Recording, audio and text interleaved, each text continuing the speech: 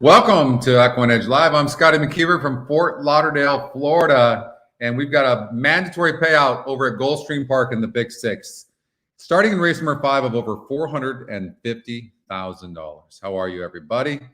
Good to be with you. And weather is kind of blah over here, but it's not raining. They predicted rain all week long for that matter, and we might get lucky here. It looks like a really tough card over at Gulfstream Park. We'll talk about that. Love to know how you guys feel about the new pace numbers. So far, it seems like everybody's really loving these numbers. I'm loving them for sure. And working on a new front runner algorithm as well. I'll share that with you guys. Some good stuff in the works right now. So hopefully you guys are ready for a good time today and a lot of winning. So hello, who's in the chat today? All right, LJ in the house, Jared, Juan, Angela. Hello, Angela. Christy, always sweet Christy. Jared and Lexi and David. It's good to see you guys. Everybody good? Weather in Chicago, a high of 20. Wow, it's warm today, huh?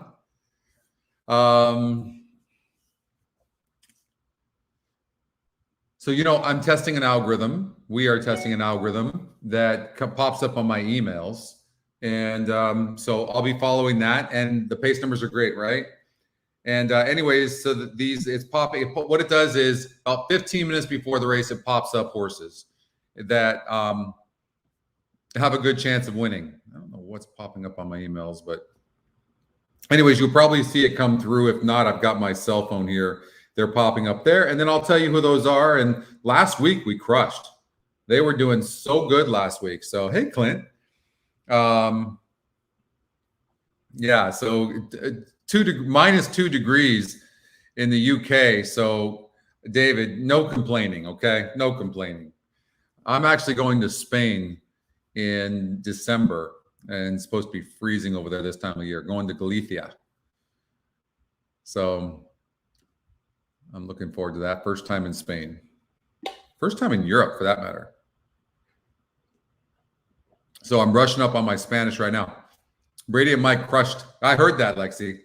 I didn't get a chance to see that show, but I heard that. The pace number is insane. In case you're new and you don't know about our pace number, it's a new metric.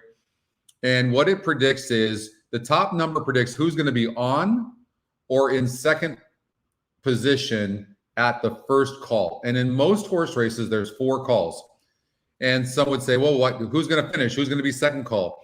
Now you're getting, I don't know. I'm testing that, but you want things to be simple. You still have to use all the other metrics. So in this case, like in Mahoning Valley, the Lonesome Phil should be on the lead, probably. And this horse is getting bet to 5-1 right now from an EquinEdge 20-1 morning line. So, and by the way, too, our pace metric and the front runner metric that we're building right now, they're all going to go in all the algorithms. So look forward to every single algorithm on this site, whether it's the ticket generator, the EE picks, the EE long shot. They're all going to be more accurate. And I'll give you an example of this. So I was using the front runner algorithm. I'm testing it right now, and I was testing I don't know, probably 8 to 10 different EquinEdge long shots. And I was able to play against every one of them using the front runner algorithm because that horse didn't play for the race. The pace scenario wasn't going to play out for that Scotty long shot or EquinEdge long shot. So this metric is going to be huge. You guys are going to love it. Probably going to be ready in about a month from now, but it's, we don't know how we're going to deliver it to everybody yet. We don't know if we're going to charge for it. We don't know how we're going to do it yet. So, it costs a lot to build these metrics. And so we're trying to figure out a way. We want to keep everything economical and stuff at the same time, be able to grow the company. So we're working on that. But I can tell you that since the pace numbers, so many new subscribers, and people are posting on the Twitter about how much they've won and tickets they've won just because of the pace number. So it seems like it's a pretty popular thing right now. Ready to crush Gulfstream, Denise? Right on. Good. And thank you for bringing that up, Keith. What Keith said, so true. So, maybe we'll show you some examples of this. But if you haven't seen, and I didn't look at yesterday because I didn't get a chance. I was so busy. But we'll look at Evangeline Downs real quick because we've got some time before Laurel. The focus of this show is going to be Laurel Park and Gulfstream Park, and especially the pick six mandatory payout, if you hadn't heard, over at Gulfstream Park. Going to probably be around $4 million in that pick six. So, but what the pace number for quarter horses has been tremendous. So this is an 870-yard race. So let's find 400 yards here. All right, there you go. First one, 4 horse, and the 2. Okay, top 2 pace, and then you got the 3 and the 6. Like you could just use that. I would take the pace number with quarter horses over the win percentage. I really would. Like I've been tracking this for probably 2 weeks now. So we'll see here. The 4 horse who had a 65 pace. There you go. Look at top 3 pace numbers. Look at that. And then there's a separation between the 4th one. They came in 1st, 2nd, and 3rd. Exacta 1370, trifecta 1720 for 50 cents.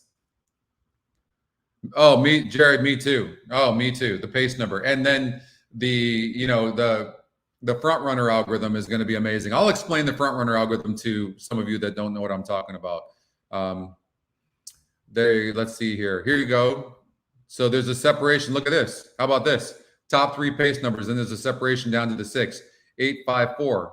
This exacta 670, trifecta 880. Not as much, but look at that. Those 3 horses. Now you can use the other metrics, but you see that? First 3 races we've looked at quarter horse races. 220 yards, 7 horse of 59. Then there's a separation down here. And look at this, 1, 5, and 6. So you could have done a trifecta here. Look at that 7. 17 to 1. See that? So you look for the separations. You got 63, 61, 59, 59. Not much of a difference right there, right? Then you drop down to a 51.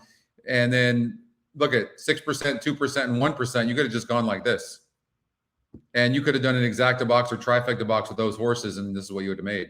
149 for the exacta and 247 for a 50-cent trifecta. You see that? What's up, John? So, yeah, the intention was not there for the quarter horses. This has just been a blessing. I mean, look at this. That 3 horse was the second top number, 64, 20% horse. So you're using them in combination with each other. And then, of course, the genetic strength rating as well. But, I mean, it's like this. Literally, it'll be like this every race. Here you go. 35%, 6-5 EquinEdge morning line, top EquinEdge pick, and 70 on the pace, only second by 1 point to the 7 horse. And then look at the 2. The 2 is a 68. So you could take in the top 3 here and hit the exacta box as well. It's insane. So good. So good. And then lastly, in this race, the 1 horse, 49.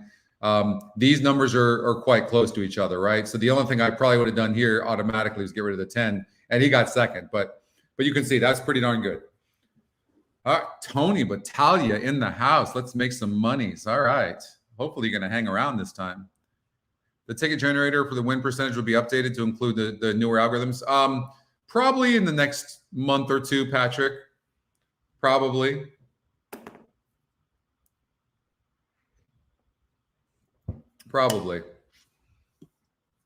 So, all right.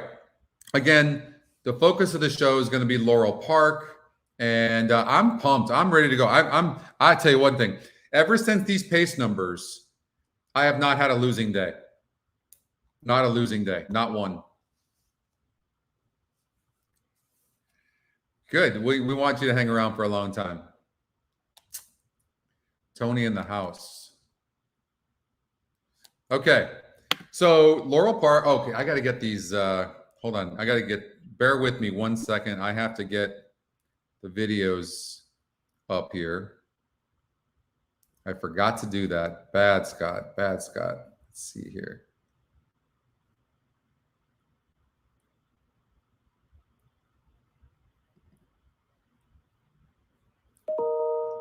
Okay, bear with me.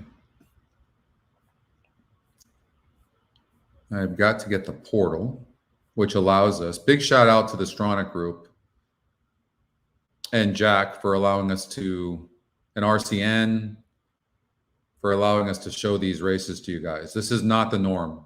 Not very many people get this ability to do this. All right, where is this? Where's this portal?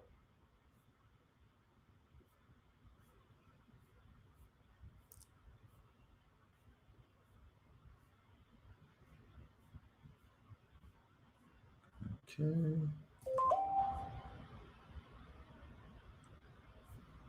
God, I hate when I do that. I don't know how to find those bookmarks, Mike. I got to get better at this. All right. Portal.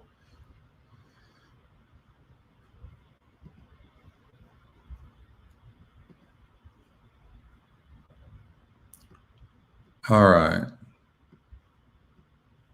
Appears like he might be a little bit better on an off track, but at this level, it could very well work for somebody who's had a sharp work since that rate. Thanks, guys. Sorry about that. I wasn't prepared. Hey, Brooks. Good morning, Colin.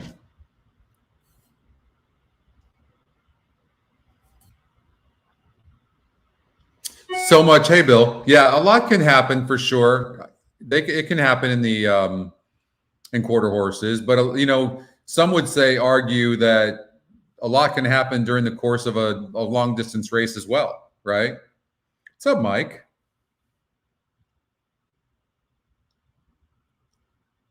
Yeah, I would love the results, Juan. Yes, please. What did you find out? So look there's one.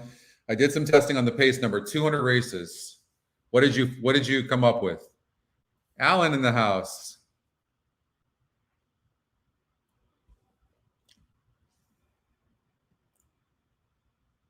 Laurel. Okay. Hey, Loloy.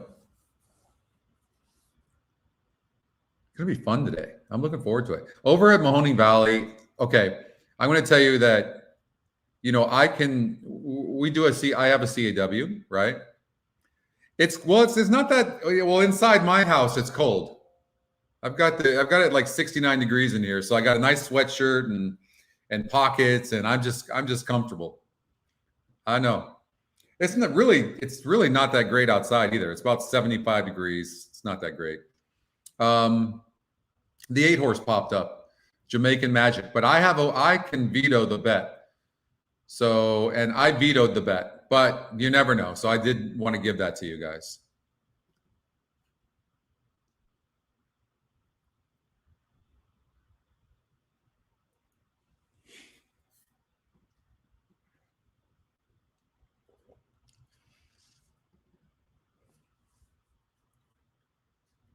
All right, Laurel Park.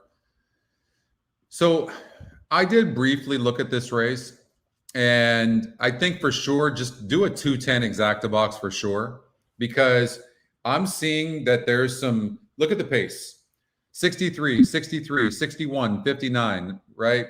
And then, so I just feel like the 7 horse doesn't look like much. The form is bad. So then if you were to get rid of the 7, the 2 and the 10 are the best closers. Pure closers. 5 horse seems to need to be near the lead. This horse seems to need to be on or really near the lead. The 8 horse, same thing, right? So you see where I'm going with this? I just feel like the 2 and the 10, one of those horses is going to win, and then an exacta box. So what happened to what's up, Chuck?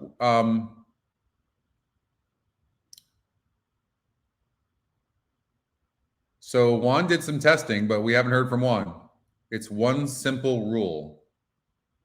So I'm still lost. What's the story with that Juan? Yeah, well, what happened to Juan? You tease us like that's the best teaser ever. Did some back testing on the pace number, 200 races.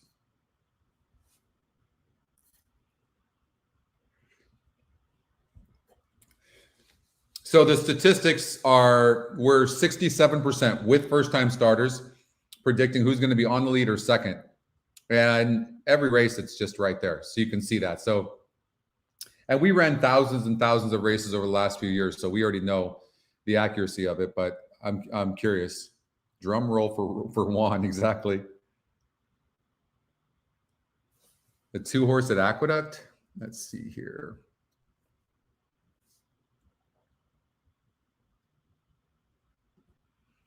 So US Steel needs the lead and gonna probably get it.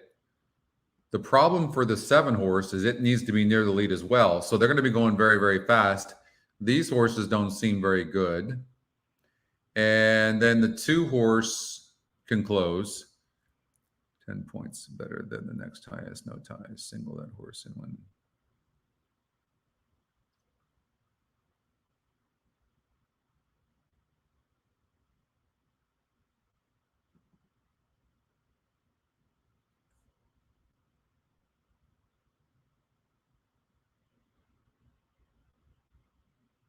Wow, that's really good.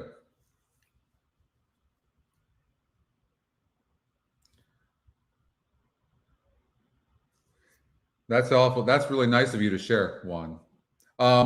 Cindy, as far as that goes, it's the pace number. I mean, however anything works for you is good, but it doesn't matter what the tool is. But the pace number's job is just to tell you how the place is going to play out in the beginning. So that's, in my mind, that's more in your head.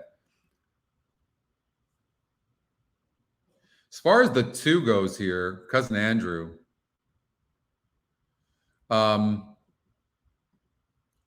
I think this horse looks very live, and it's also the EquinEdge pick.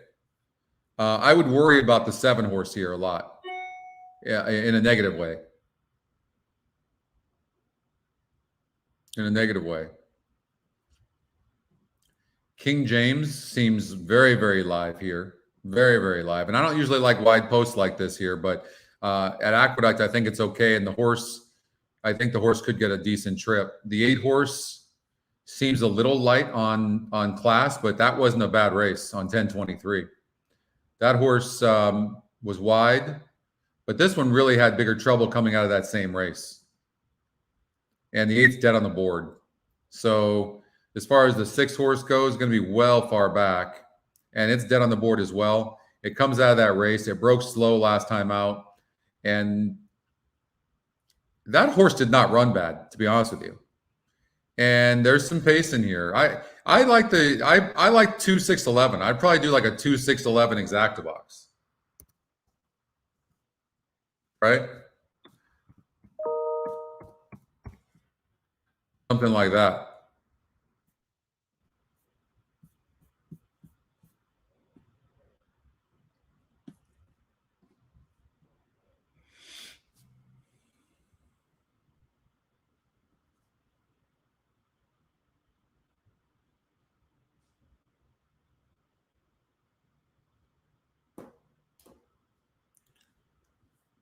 And then, all right, let's get back to Laurel. You guys let me know what happens there. What happened over at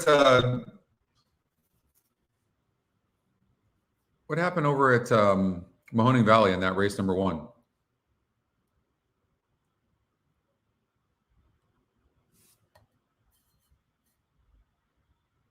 Oh my God, Brooks, I was horrible. I was never in it. I mean, I wasn't even close. I just was one of those, I'm so 396. Okay, good. The 8 didn't run because I eliminated that 8. Thank you, Cindy. I don't know what it was, Brooks. I don't know. There was something. I just was never close. The second day I was, but I was already out.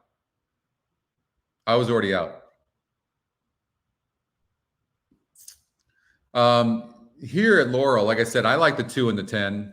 I think they're going to get the setup. By the way, too, it's mandatory payout over at Gulfstream Park. That's coming up in 9 minutes, not the mandatory payout in the pick 6, which will be around $3 or $4 million, maybe more in the total pool. But we will be talking a lot about that today. So that's going to be the main thing that we're doing on this show. $452,000 in a carryover, mandatory payout.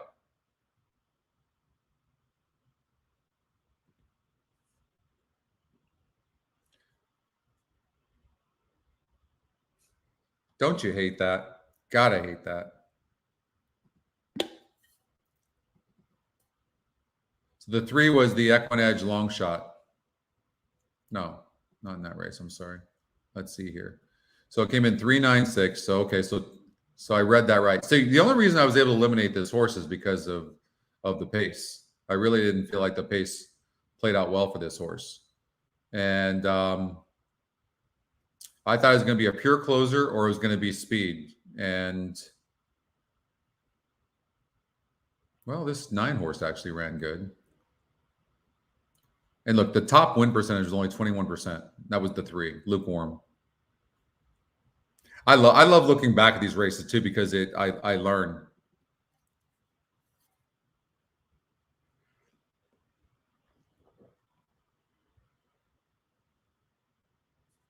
Oh, you were lost by a nose in that race? Oh, that's brutal. Tip your hat. Well, look, you can see like equal speed. And the thing is here for now, look at when the front runner algorithm is done and we figure out how to do that, you're going to have an asterisk here that will say, look, needs to be near or on the lead in order to win. And so you might see that on all 4 of these horses. So right now you have to go real quickly to Handy View and see if these horses pass horses, and none of them do. None of them really do. Yes, this one did this. You look here and go, well, here it did, but it didn't win. And it just doesn't pass horses. And you can't just look at one time and then go, okay, I don't know. I mean, we'll see. We'll see. But likely, and look, you can see in the betting, the lowest odds are 7-2. Now 3-1 on the 10 Super Houdini, don't be afraid to play these low pace numbers. Pure closers in a race like this where there seems to be a lot of speed. So we'll see what happens. But 6 minutes before the opener at Gulfstream Park. And if we get out there right now, you can see the weather here is 79 degrees and partly cloudy. It was supposed to be storming. Yesterday, it was just storming here, crazy storming. And today, got a little lucky. It doesn't look like it's going to rain. So we'll go over that. And the pace numbers is now at the gate for the first. Pace numbers are huge, really, really big for me. I don't know about you guys, but like I can't even imagine being without the pace numbers. So it's going to be nice. And I'm test driving the front runners, if you will, too. Those are looking really good. But Laurel Park again. I'm on the 2 and the 10. Now, Imagine Neverland and Ichigo.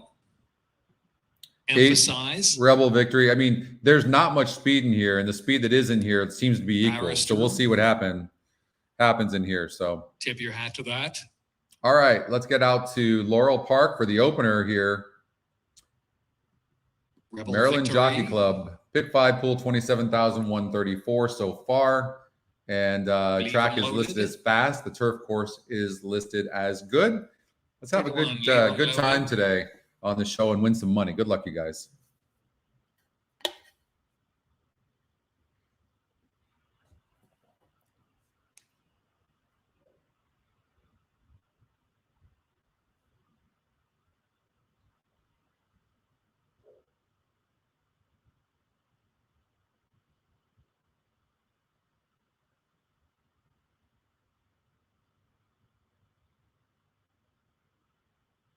Mr. Mosley,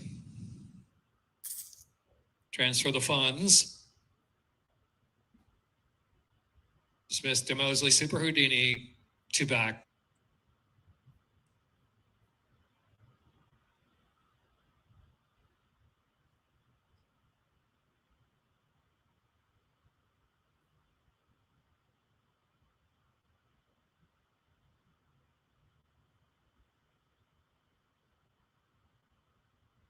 Lined up. And they're off. Mr. Mosley, and tip your hat to that and leave them loaded in the early firing line. The inside is Ichigo's also right there, and Rebel Victory 5th and settling out about 3 or 4 path. Emphasizes next, and then it's a gap of a length and a half more back to transfer the funds and Imagine Neverland racing on the inside. Super Houdini is racing second to last position, and Barrister is in the back. Barrister last now going to be 22 to 25 lengths off the pace as tip What's your up, hat to Kathy? that is the leader. Leads from Everything is fantastic. I hope everything is well with you. So look, we're getting the pace we thought, did we not? 24 and 1 is extremely fast for these horses. David, you can go on intercom and you can talk to Brad. I would have no way of doing that. you should still be able to get on. The intercom button on the bottom right. Get back, and Barrister well behind.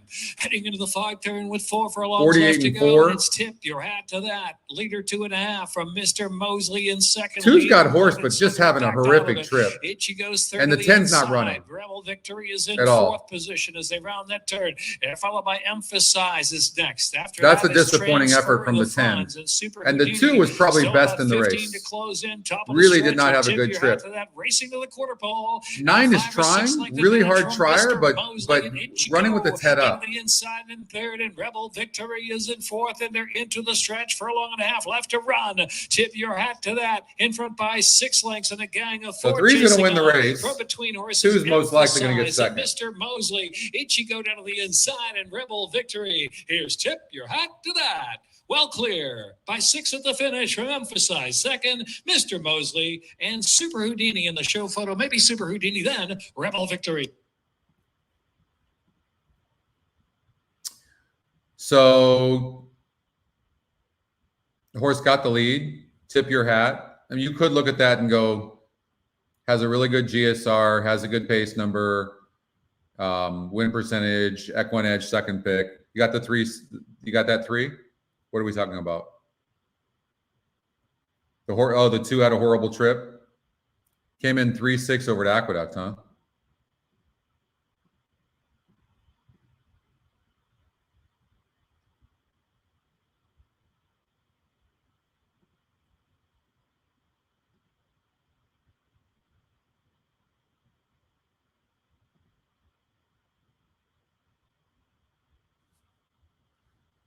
Wow, that was the EquinEdge's second pick. And the Scotty long shot, or the EquinEdge long shot. Wow, the 2 couldn't get out. 1 minute to GP. All right, let's get out to Gulfstream Park.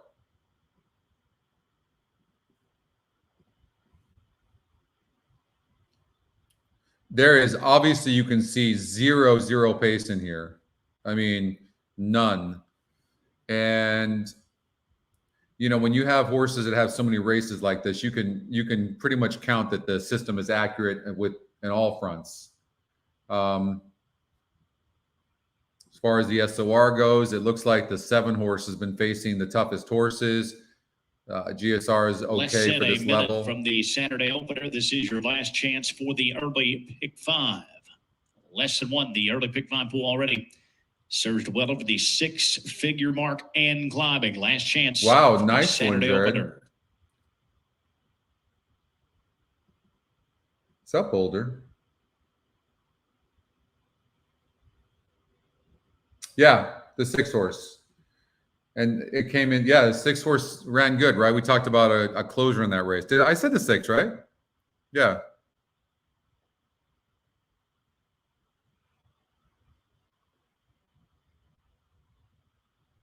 No, they're not doing a post drag at all. They're doing a really good job, Mike. And I'll tell you what, in about a few weeks from now, their racing is going to be tremendous. Their meet starts. So that's going to go. I'll tell you what, I'm going to be focused on that Gulfstream Park meet in about 2 weeks from now. Grillzilla now steps up. You know, this race looks wide open. I don't want to tout anything. I have no idea. Look for the horse that can really sit and probably, you know, be tactical. Hasn't burned money like the 9 horse. Should have known better. You know, next. Maybe been facing better horses, or maybe getting a higher GSR. This is a very interesting horse. You know, I would say the 10 horse probably deserves a long look.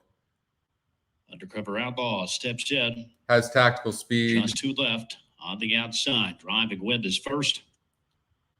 And she will be followed in by the favorite. I like the 2 and 10 Salsa. personally. 2 and 10. They're at the post.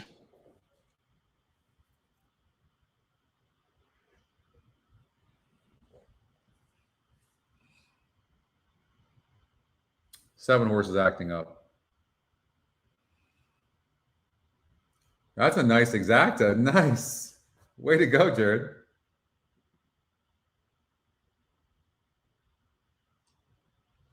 Off and racing on a Saturday at Gulfstream. And it was a nice beginning. We have from the sitter, Reign of Blessing. Darts out quickly to Burr inside. There goes Sang Freud off the long vacation. Sang Freud, the long shot. Sprints right up to the top with Rain of Blessing to Brown side in second. Forever Hours tucked right at the inside third with the Senorita Salsa, the favorite. Sticking right off the top trio early fourth. Streaking Grays in between horses in the fifth spot. Driving Wins up at the outside of sixth. The quarter was 23-3. Drillzilla is dead at the inside with Thundercover Outlaw racing alongside, and at the back, that is should have known better. A tight pack onto the far turn. Rain of Blessing is now overtaken Sangford. It begins to flatten out at the inside. The favorite, Senorita Salsa, lubing up with the outside second. They run on towards the top of the stretch. Rain of Blessing here. Double-digit long shot with the short lead. The favorite, Senorita Salsa, bears down to the center. The half is 47-4. Into the final furlong. Rain of Blessing trying to fend off Senorita Salsa. Forever Hours late run down at the inside as they drive at the finish. Ray is one's going to get it on the rail. Still there. Forever Hours skims the rail. Forever Hours 10. Up to win it. Rain of Blessing was very tight for show. I mean, look at that, and the numbers really showed that was a tough race, right? I mean, look at that. Top win percentage only 26%, and yeah, it was just a really, really, really tough race on paper. Rain of Blessing was the EquinEdge long shot, and this horse had a 9-2 on the morning line. I mean, more lightly raced. I would say this too. In races like this that are so even, take the horse with the least amount of races, as long as maybe they're showing some improvement. And that's what you get with the one. Only 6 lifetime starts. And if you look at the first 4 races, look at the last 2, you're seeing improvements. So maybe the horse is putting things together. The other thing is that you're seeing that it's getting easier competition in these races as well. So yeah, you could kind of see where maybe it was kind of the one horse was going to be better. Yeah, well, and you look at the 1-2 and go, look, it was a 53 GSR. Today is a 59, and the horse had the 9-hole going 5 furlongs and was wide, and only lost by 3.5 lengths. So again, it's easy to say after the fact, but you can see this horse. It's not like this was a surprise.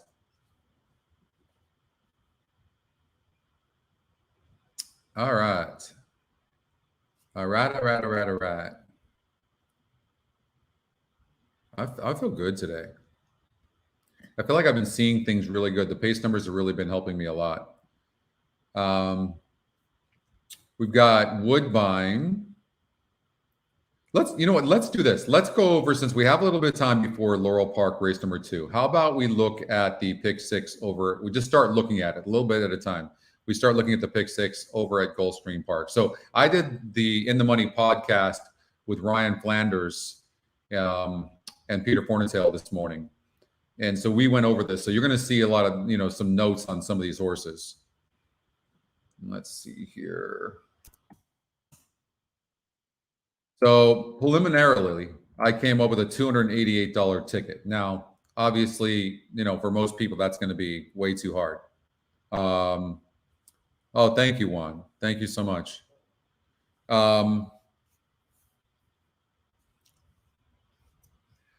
So I did feel, obviously, I felt like this race was tough. Let me just read to you what I thought. The 1 horse will be sent and could get away. And the reason is that the 9 horse breaks from that outside post, going 1 mile and 70 yards. So this horse, and it's not really the best breaker. So this horse could break slow. Now you have the 1 horse that's going to be on the rail, and clearly this is where this horse broke its maiden, going gate to wire. And look, whenever that horse cleared early, look what this horse did. And then all of a sudden it can't get the lead, and it kind of just stays there. But it doesn't just stop. That's what I like about this horse. So I wouldn't leave the 1 out. Good connections as well. Kathleen O'Connell, Edwin Gonzalez. So I would definitely not ignore the 1 horse. The 9 horse, it's the EquinEdge long shot. It does draw that post. I don't love it, but and the top win percentage is only 22%. I did narrow the race down to these horses, but I will tell you, Ryan Flanders, who's I respect a lot, had also the 8 and 12. So he really thought this race was wide open. And I said that if I had 1 horse that I had to pick, it would be the 5, Arazu, who's going to come from behind.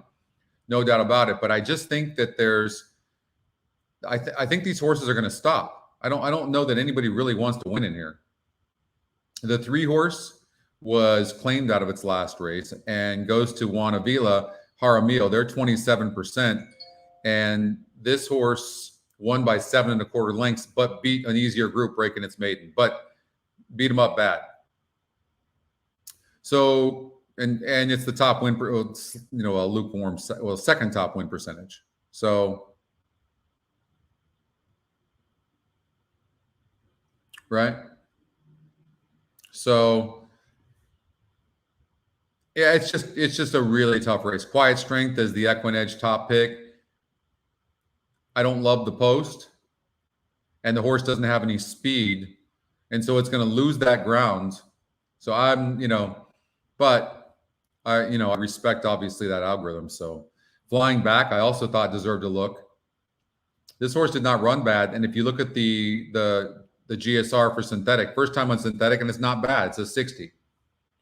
So I certainly think that this horse deserves a look as well. 5 to 1 on the morning line. It is 8 to 1 in the EquinEdge morning line. That doesn't necessarily throw me off because you can see the lowest morning line is 9 to 2 on both the 9 and the 11. So the system, if you're not seeing this, the win percentage is saying the race is wide open. The EquinEdge morning line is saying the race is wide open. So you can see that. You can see that. So we'll cover one race at a time. 4 horse was scratched. Ryan really liked that 4 horse as well, but I wasn't sure that horse wanted synthetic. But it doesn't matter now. But yeah, if you get a chance, watch that In the Money podcast. You get different perspectives from both Ryan and I. 3, 5, 11, 12. That's what Kathy likes in this first leg. Yeah, tell me what you like in this first leg as well. And by the way, thank you to all the viewers as well. Everybody in the chat. We've been getting some huge views on YouTube. It's starting to come back. We were taken down off of YouTube for copyright infringement, but we're starting to come back now, and the shows are averaging over 350 concurrent people, as well as getting, anywhere from 2,000 to 4,000 views. Hey, Gary, hope you're feeling well. Same with you, Kathy, or Cindy, excuse me.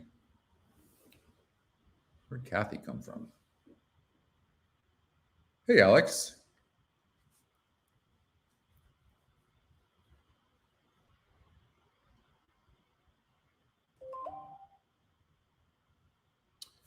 Let's see here. I'm just hoping that some horses on the algorithm will show up, but they're not. Norm in the house. What's going on? Oh, thank you very much, Norm. I appreciate that. Oh, that's right. I need to do that. Kathy says, like the show or else. It makes a big difference on our channel. So if you click on the thumbs up, and also you can click on the bell and you can get notifications when I'm doing a show. Sometimes I do once a week. Big Show Brandon, what is up? Thank you, LJ, very much.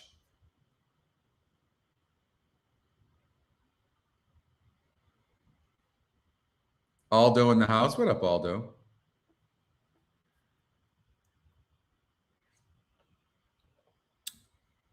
You got it. We absolutely can do that. All right.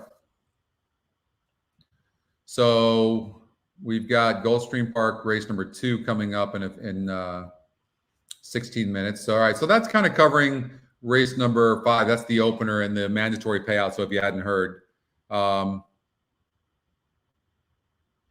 Aqueduct race number 9. Sure.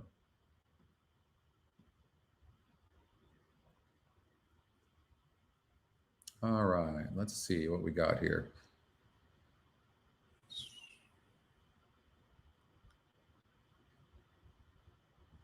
Yeah. Well, we might be back. Who knows? I haven't heard from Tyler, but I don't know if we're doing a Golden Hour series. I haven't heard back from them.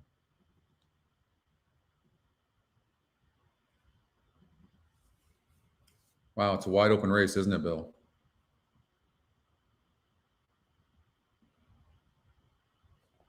All right, so you look at the pace here, Tide of Sea, and clearly is going to be on the lead. And if you look from an SOR perspective right here, from the strength of race, this is a grade 2. This is just not a grade 2 horse, not anymore. I don't see it. I mean, it barely lost here in this grade 2 back in February, but if you look since this horse's form, it's done good in non-graded stakes races. That's it. I don't think it's at this level. And the EquinEdge morning line's 10-1, but I would have to say no. But yeah, it's going to be on the lead. Channel Cat, I mean, again, it won a grade 1 back in May, but man, its form just is not so good right now. And it seems to do best when it's on the lead, and it's not going to be on the lead because the 1 is going to be on the lead. So I would probably get rid of those 2 right there. Value Engineering, you can look here, optional claiming 80,000, but it was at the same level 4 times, and now this is a grade 2, so I would pass on the 2. The 9 horse, No Word, very good effort, but in trouble. You look at this horse, optional claiming 80, and not running at all, so I don't like that horse. Soldier Rising, the 3, 7 wide in that last grade 2 trip, ran good. There is some pace to chase up front. I definitely like the 3 for sure in this race. Serve the King. I mean, this horse lost in a grade 3 here. Here, I don't know how good that race was. I think it looks like horses were stopping. I don't know if this horse was really finishing. I would like the 3 for me. That's what I would like. Seems like this horse seems like a classy individual. All right. Yep. Hey, Bill. Yeah, I think the 3 is going to win. Soldier Rising. All right, let's get out to Laurel Park, race number 2. I think somebody said Mahoning Valley, the 5 had a big pace advantage. Wow, it does. 6-1, 3 wins and 7 tries. The SOR is decent, but you've got 3 horses.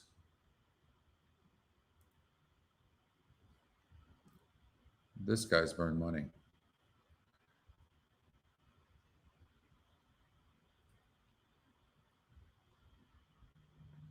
Two horse. This horse's style doesn't seem to work well. I think the 5 horse is definitely in danger of going gate to wire for sure. Yeah. Interesting horse here from behind would be the 1. I kind of like the 1A, the 1A a little bit. But yeah, there's not really, doesn't seem to be a lot of great closers in here. 5, oh, it went off already? 5 lost at the wire. Who won the race?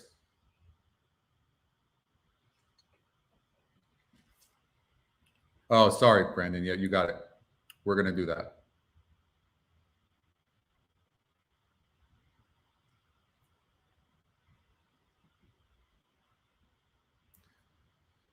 Okay, pick 4. Thanks for the reminder, Brandon. Sometimes you just got to give me a little reminder. Because I gotta produce the show at the same time, do it, It's not always easy. Okay, I felt like, I feel like the 2 just barely beat the 5. So I think the 1 hurts the 4's chances. Now, the 1's getting bet. We talked about this horse being able to possibly go gate to wire. I mean, this is clearly the fastest horse in the race. So you definitely have to worry about that speed. I think in this, you have to try to beat horses like the 4. You just have to try. And really it's dead on the board. It really is dead on the board. So I would take a chance. But then you have the EquinEdge long shot. That's the 5 horse. And there's going to be speed in this race. I think the 5, so maybe 1 wins the race. But the 5 horse can be the type of horse that gets in the money at 19-1. So maybe key that horse in like the 2nd or 3rd spots, maybe to get up. A 7 horse should get a good trip, dropping in class a bit, or at least facing easier. Even money right now is just nuts on this horse.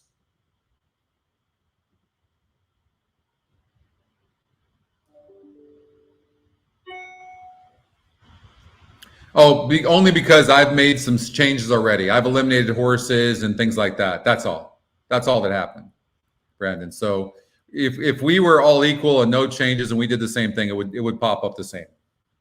That's all. I had already pre-looked at these races, Brandon. Yeah. Aqueduct. Okay, we can look at it real quickly because we got to stick with Laurel and Gulfstream Park. But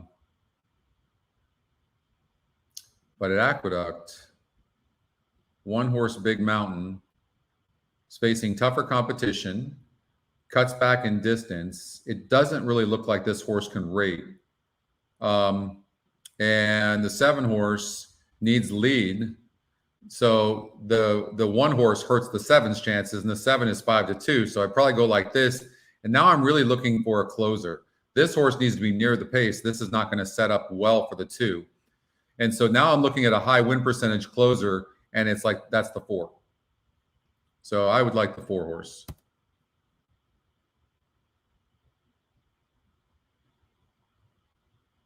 $7 to place, though, Juan, is not bad. Hey, Kent. Yeah, that's not bad. Not bad at all. All right. I like the 4 horse at Aqueduct. Let's get out to Laurel Park, race number 2. We got to give Laurel and Gulfstream love. They deserve it. All right. Mahoney Valley, race number 3. The 4 horse just popped up.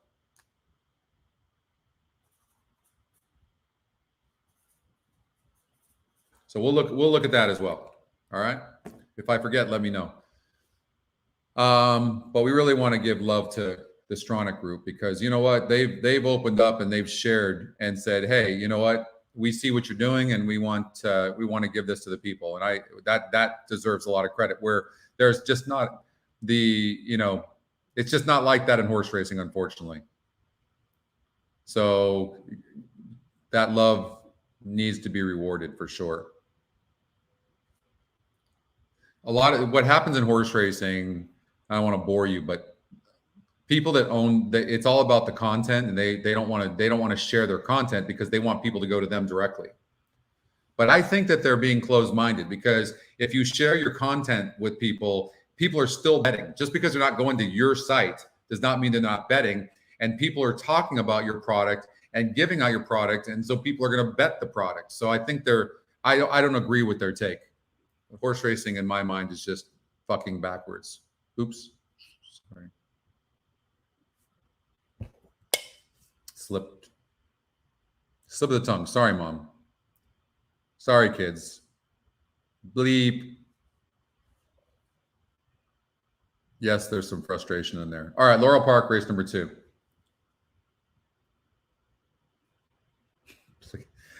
Ray, what is wrong with you?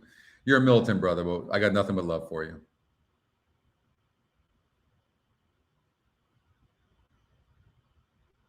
Show me the money. Show me the money. Excalibur. Okay, so, and the pace for now, until the front runner algorithm is there, and I don't know when that's going to be, but until it is there, you have to, to really look at this to see a horse's style, you kind of need to go like this, right? So,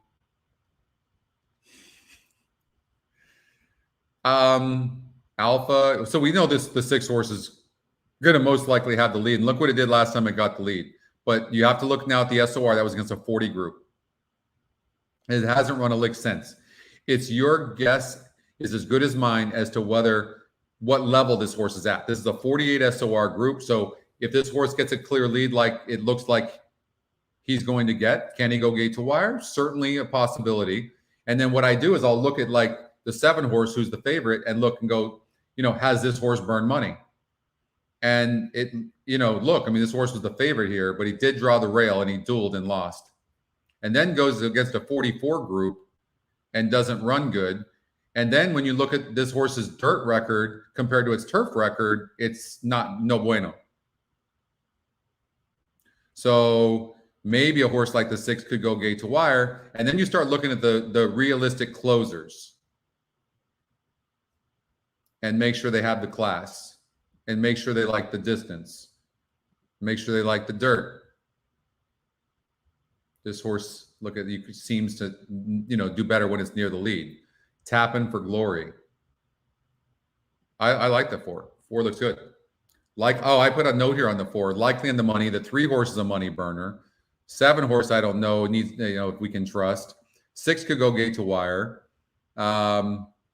This horse is getting bet and looks pretty good. I would like the 6, 2, 4 probably. This horse is getting bet too. I'll just throw that out there. But I don't know if this horse. Well, it's moving up in GSR, but it's also moving up in competition, and it's stretching out a little bit. 264 for me. All right. Good luck, everybody. 246, 264, 624, something like that. I think 4 is in the money though. You could key the 4 horse in all 3 spots. If they're off. Alpha Q and should have had it. Prince of Caps on the outside and Tapping for Glory will settle right off the pace of the first turn run. My Candy Biz about 4 deep. Back to Stringfella and Excalibur, the 2 in the back. Around that turn and taking he off needs the to lead get this is horse Alpha relaxed Q, some. opening up now 5. Just relax. Prince of You're Caps 6 in taking front. back second Dude. spot. Another Look 2 behind down, you. and it should have had it is in third. A break up a Dude. and a half more, and My Candy Biz is on the Why? outside there, Tapping for Glory. This is not Secretariat. And Excalibur in the racing Belmont. back of the pack with Stringfella Somebody send trailing this the guy a field. memo. Alpha Q with a 7-length advantage as they run down the backstretch, setting a rock solid pace from Prince of Caps, who's second by 5. Should have had it as third, and then it's Tapping for Glory. Alongside of that is My Candy Biz and Stringfella and Excalibur trailing the field. Alpha Q leads the way, still 7 or 8 in front, heading into the turn from Prince of Caps. Should have had it as in third. My Candy Biz still alongside the 2 path and 4th. Tapping for Glory is next, and Stringfella still in the back. Into the far turn, 3 A's to go. Alpha Q still 7 in front from Prince of Caps. Should have had it as in third. My Candy Biz ridden along from orbit, dropping back under a drive. And Stringfella and Excalibur between horses, and Tapping for Glory trails top of the stretch with Alpha Q still the one to catch. The lead is 6 here. Should have had it out in the center of the track, trying to rally up second. And Prince of Caps out of the inside is Excalibur coming through the final furlong. Alpha Q 5 now 4 in front. Should have had it, closing steadily at the outside. Excalibur 2 with a shot. Excalibur between horses has the kick. There's Alpha The Q. money trying burner's hold gonna off win. Excalibur outside, and Alpha Q photo finish.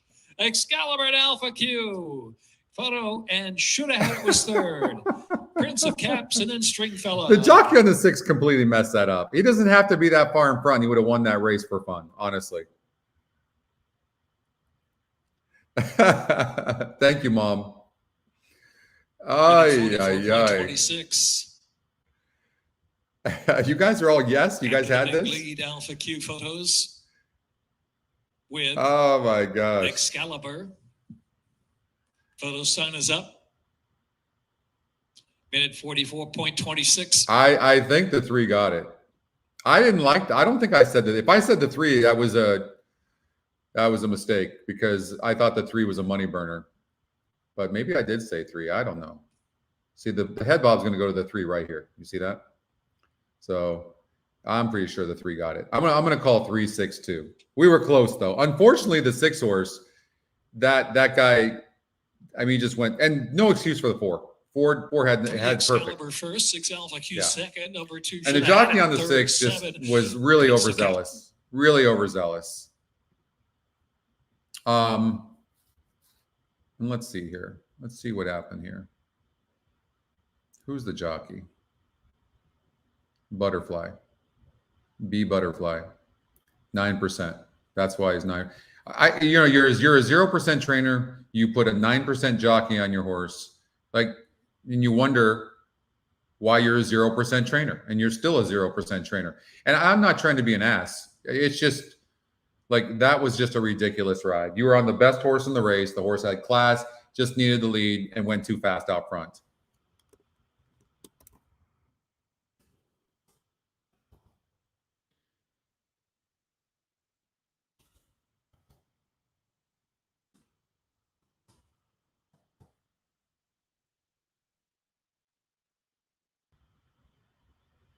So that was disappointing. All right, we got Churchill Downs coming up, but of course we're going to Gulfstream Park. I hate when they do that. Gulfstream Park and Laurel right on top of each other. I know the White talked about this. The one's going to have the lead, so we'll see what happens here. We'll move up at the outside to complete the line. They're at the post. I did. I said 4 at Aqueduct, right? How'd it do? It was a nice beginning. The 7 at Woodbine won. That's a good thing. Fires out from the center. I can't keep track. Away in close pursuit second. De Pura Sangre. Out running there, the 2-path third. They end up Freezer Burn. I thought the 1 would have the lead. Princess is fifth. I don't know if he can rate or not, but he looks pretty relaxed. From 6th in front of Maricopa at the back, Cozy Cafe. Right now, about 10 lengths from the top. As the Phillies and Bears move on to the far turn, the quarter was 22-3. Freezer Burn fired up early here. It's Freezer Burn who fronts the field onto the far turn. Is She Frosted? Still tracking just off the pace. 7 at Aqueduct. Second, Linda, just off the top. Jockey's looking around on the 1. Cozy Cafe, who starts Let's see if he knows what he's thinking. Let's just see. I don't know why jockeys do that and then don't win. How many times you see a jockey look back and they never win? Exactly. Why you look back? Freezer Burn with the short lead, turning for home. Here comes the 2, Leyenda. And the 7 on the outside's coming. So it'll be 2-7-4. Unwinding late, but it's Leyenda who's taking over with the short lead. Leyenda on the inside, 4 outside. Cozy Cafe still inching in late. Leyenda or Cozy Cafe, they'll battle down to the finish. Leyenda holds from Cozy Cafe.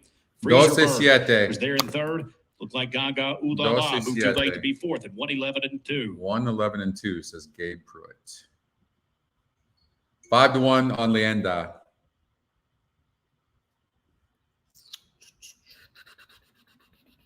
So what's the story there? I mean, look at that. The top win percentage was 21%.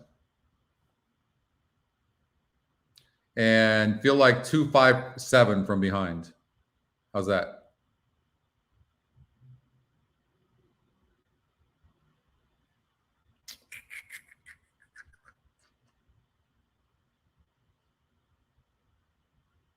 We're absolutely going to do a pick 6, Stephen. Hello to you. Yes, absolutely.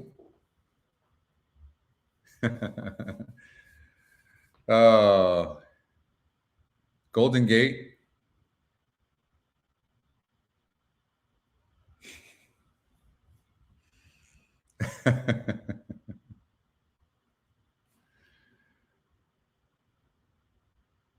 Wow. Okay, Jared's on fire right now.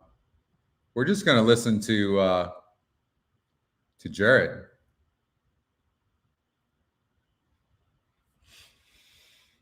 All right, Mahoney Valley race number 3. The 4-horse popped up, Malice.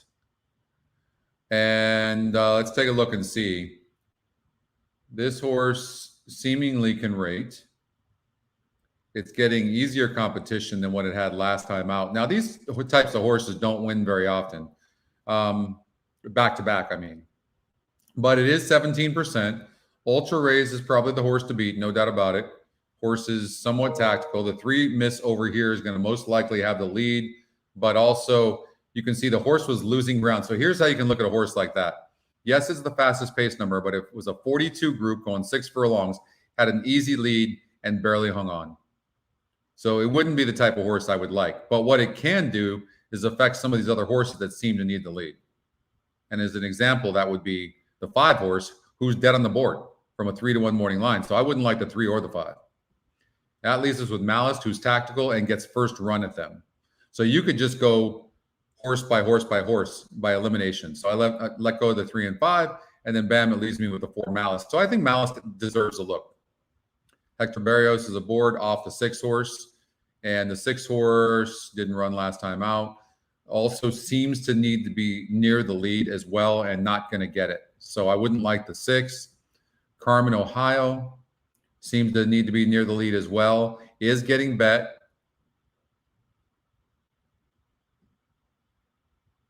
It rated last time out, but here's what you'll see. You'll see horses rating a little bit. They're able to rate a little bit. It's amazing how that happens, but that was a 42 SOR group. This is a 48. So people are seeing this form, and they're seeing it's an allowance race, but they're not seeing the SOR, the strength of race. So that's an advantage you have. So look and see how a horse is done against a group similar.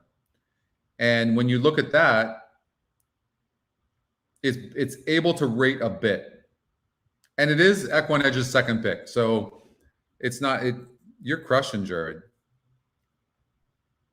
No, you're the one betting properly. I'm just talking out loud. It's like my therapy, right? It's saving me money. I don't have to go to a therapist. I just talk into the screen. I should be paying you guys. 1% horse, 25 to 1 EquinEdge morning line, low pace number, instant scratch, or not scratch, but elimination.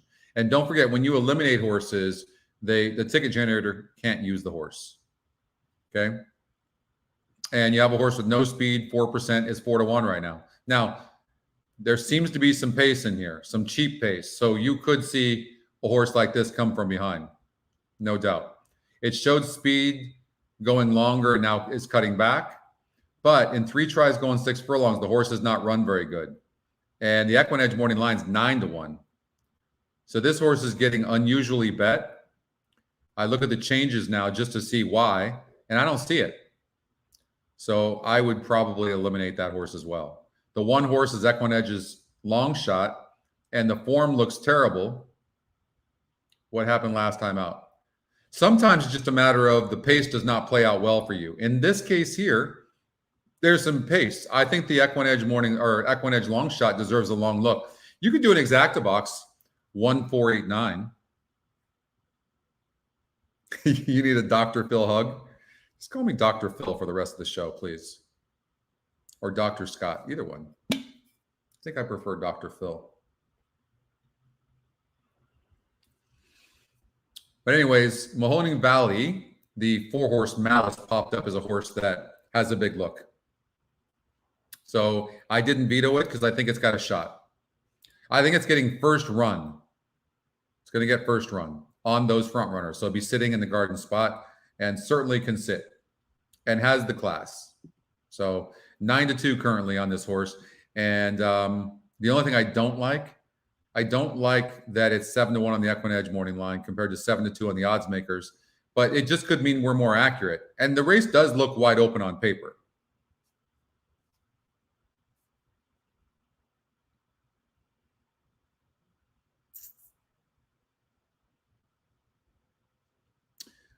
All right. So now we'll, let me pull up. I want to be able to watch this with you guys because I can't show this, obviously, this race. We don't have approval from Mahoning Valley. Let me just put this up real quickly so I can watch it with you guys.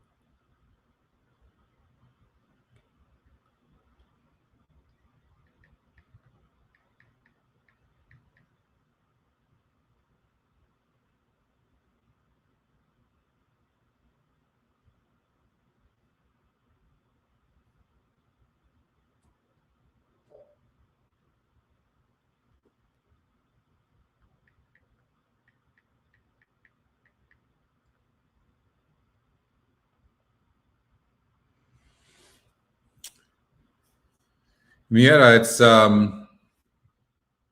You have to, it all comes down to how you bet, right? So I don't know how to reply back in Spanish, but you have to say bet. You need to bet properly. So let me see.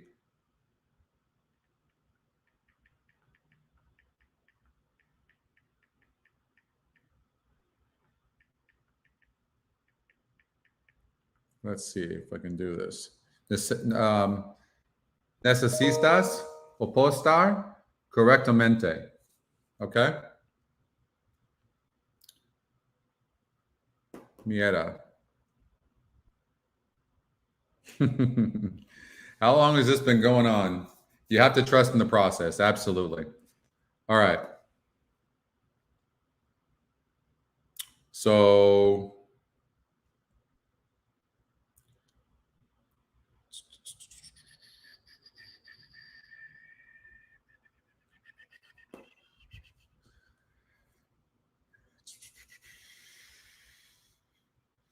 no, for sure. But I tell you what, isn't it so much more fun to handicap with EquinEdge? Like I couldn't even imagine, especially now with the pace numbers, I couldn't even imagine trying to handicap. Right? I that's just me, but there's just no shot. I'd be lost without EquinEdge. I'd probably quit horse racing, honestly. I don't want to go through the old process of handicapping. Look how fast we're able to go from race to, I did not pre-handicap. Look how fast we can go from race to race to race. It's incredible. It really is, Juan. Money management is your real job. Yes.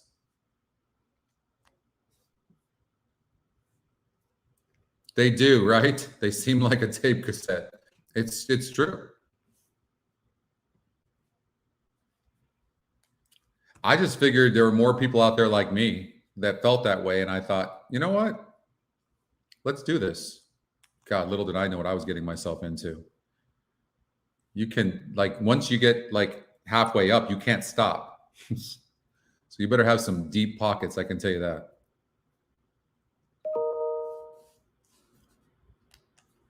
So, all right, Gulfstream Park was, race number 5 is where the mandatory payout pick 6 happens. All right, so let's do the next race real quickly. Might as well. So leg number 2, which is race number 6. You do need money management help for sure, Tony. That is for sure. You need to get some serious help. Dignified is the 2 horse who seems to have a pace advantage.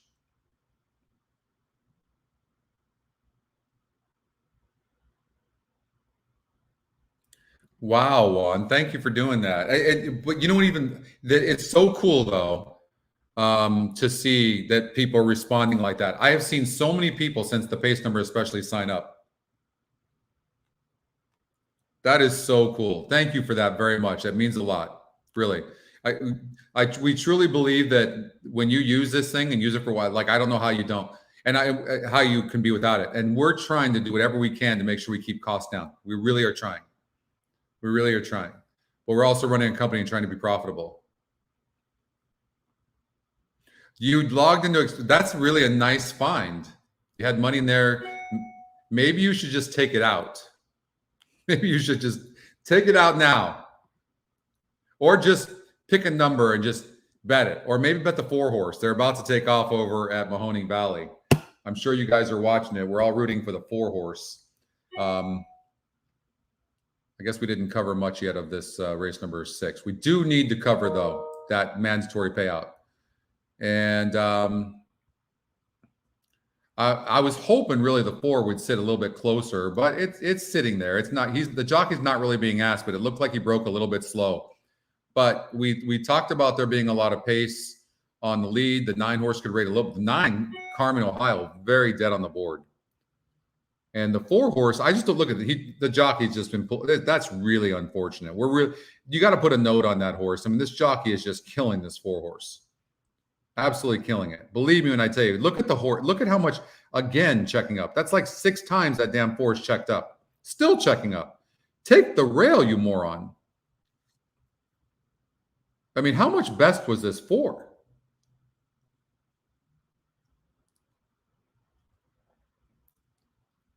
And still going to win the race. Wow. 439. We didn't have the 3, unfortunately. We had the 498. That's just such a drag.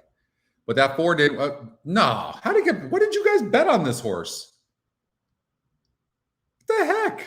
How does that horse go off at even money? That's crazy. That is crazy. When did that change? Like what did the horse go into the gate at? How did the horse checked up 6 times was so much best in the race it wasn't funny. Malice goes off at even money. That's ridiculous. And a 30-1 shot gets second. And what's sick about that is that 11-1 shot 9 ended up getting third. That is crazy. You bet the 3 horse? Juan, you said bet the 3? Why did I miss that?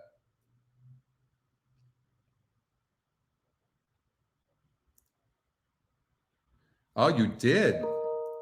Good call, Juan. Good call. Wow. That's good. Got the place money, Tony. There you go. See, Tony's giving you a shout out, Juan. That's awesome. So good.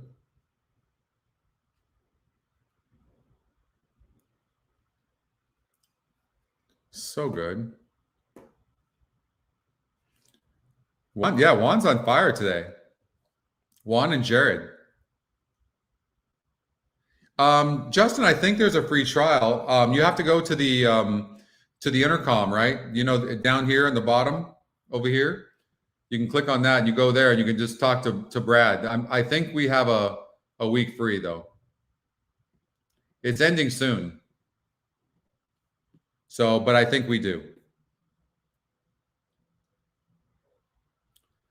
The place bet on a 30-1 shot probably get around 20 to 25 bucks to place probably. And so how much did you bet on it?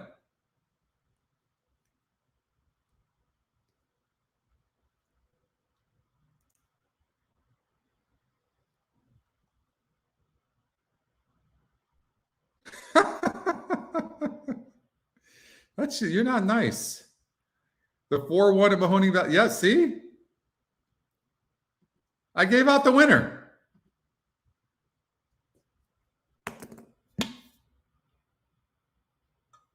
What you should have done was done a 4-3 exacta is what you should have done.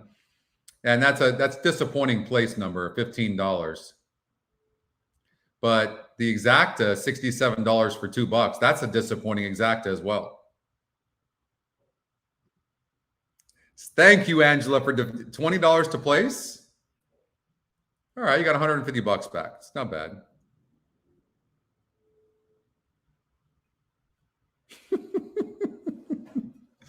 Angela's coming to my defense.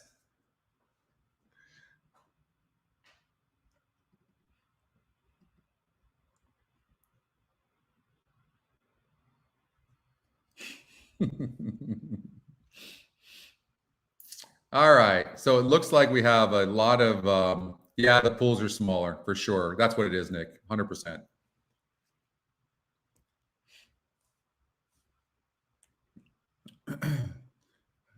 Hey, you got 300 bucks back on your 80 bucks bet. So that's good. Hey, Oldie in the house. You know, the show is not the same without Oldie on it. Oh, I didn't see Linda. Hey, Linda. Yeah, we got this pick 6 today. We're going to play this pick 6 here at Gulfstream Park for sure.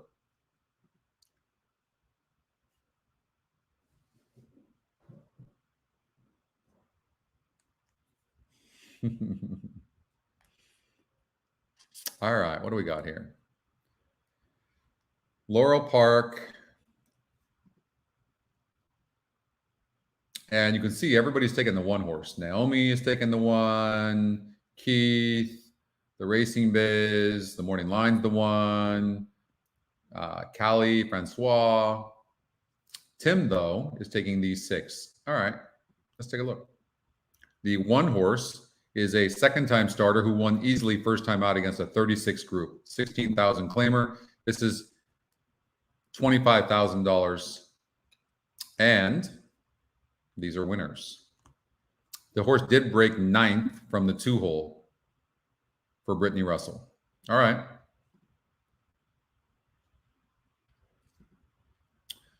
Looks pretty good. 24% top win percentage, top EquinEdge pick. And Toledo and Russell are 36% jockey trainer combination. She's just an insane trainer. What up, Anthony? We can do, yeah, you tell me what you want to do, Marco. We can do that. My brother's name is Corey as well, Corey.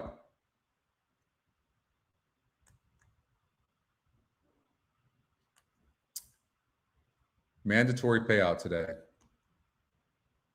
$200 ticket? Yeah. I've got a $288 ticket up there now.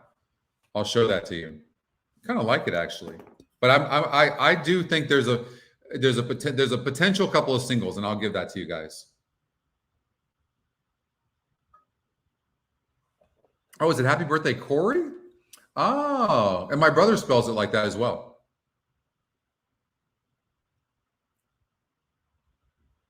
And then Oldie's son is named Korey, Corey. I like that spelling.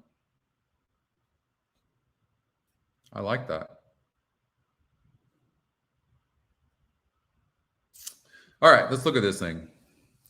Yeah, we'll go over that in a second here. We're gonna cover Laurel, then we'll get out to Gulfstream 3, and then we're definitely gonna. There is gonna be a point where we're gonna just completely probably a half hour from now, maybe an hour. We are gonna 100% focus on the pick 6 at Gulfstream Park for sure. Andy Sterling, never single horse. That's ridiculous. I'm sorry. It is, yes. The sequence is really tough. And if you're going to win, you have to leave out favorites completely. You know I'm going to be coming with that. So,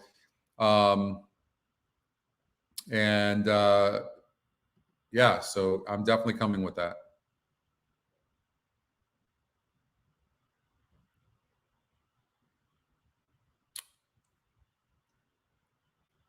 I think on the Facebook group, Oldie, don't you do group tickets on that? I never go on that. I probably should, but all right. Let's see here.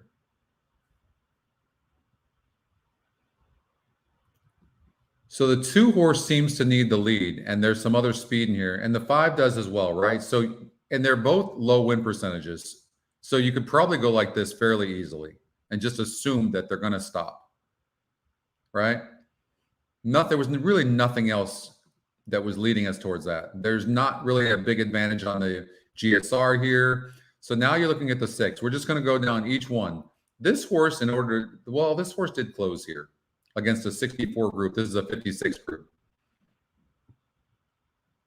That competition was too tough in the last race. I mean, and 6 is EquinEdge's second pick. That's so funny. Happy birthday, Corey. I would have bet that horse at 5-2 for sure. Moody Woman looks like it can rate some as well. And that was tough competition. So this horse just faced too tough a competition last time out. But if you look at this horse in a 42 group, this horse broke its maiden by 4 lengths.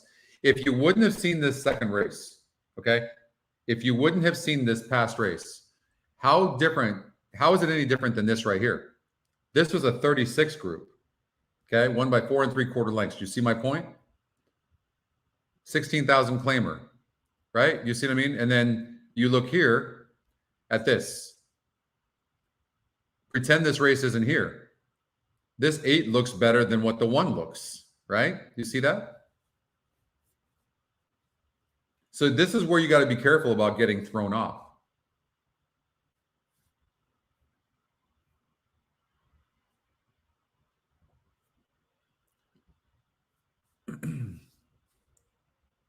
What's up, Ross? So I think that sometimes people get caught up in the running lines, and this horse beat an easier group of horses. Is it capable of winning at this level? Yes. But if you won this easy, would you put the horse in for a claiming tag next time out? I wouldn't. There's a high likelihood this horse gets claimed. Find the right spot. Brittany Russell knows what she's doing, that's for sure. This horse here, 6-1. I don't know. I kind of like the horse that's somewhat tactical here in the 6 horse. I'm getting there. And facing better horses. That was just a really tough. That's a 62.5 optional claiming last time out. That horse was well above its head. Well above. Throw that. You have to be able to throw races out. Throw that out. Oh, they're already. Did you guys tell me the race took off? Not one of you? Nowhere to go at this point. They're at the top of the stretch, 4, maybe 5 stacked across the track as they turn in. Happy Birthday Corey is in traffic down to the inside. And Happy Birthday Corey, get out of there. In the meantime, Moody Woman sweeps up. Moody Woman, Happy Birthday Corey now finds daylight down to the inside, runs strongly into second, but Moody Woman got the jump. It is Moody Woman and Jorge Ruiz from Happy Birthday Corey to win by 3. Third time getting there, and then Sweet Talia, Queen Cash. All right. Well, the 3 horse Moody Woman ended up winning the race. And yeah, lightly raced, good form. Yeah, not a surprise there. That's just really dangerous to bet on a horse like this at 6-5. That's won one race against easier. Yeah. Moody Women. I know. God. Gulfstream Park, race number 3. Yep, right on top of each other. Why do they do that?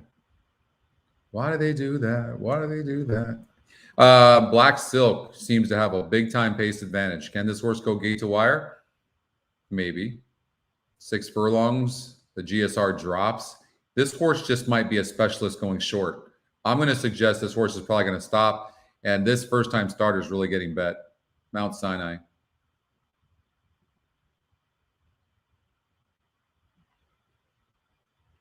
I also think that the GSR on this 1 horse is good. I think the numbers have it right. I think the 2 is going to stop, first of all, and I think it's going to be 6-1-3. That's what I think. 6-1-3. I think the first time starter is going to win at 8-5. The EquinEdge, the long shot one at Aqueduct.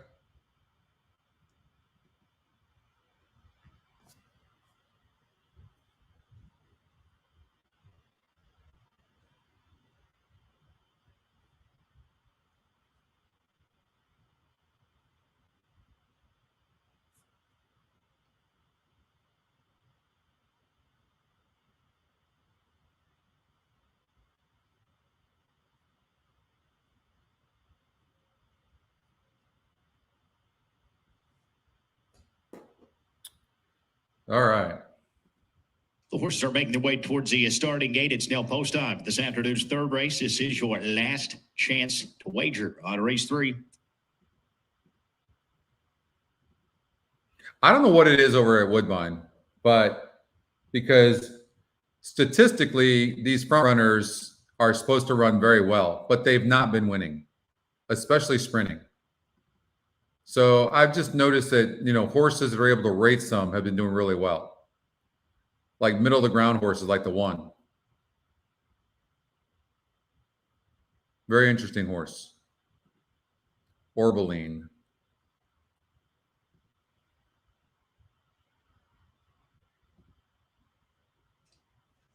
They begin to load in. But a very difficult race to dissect.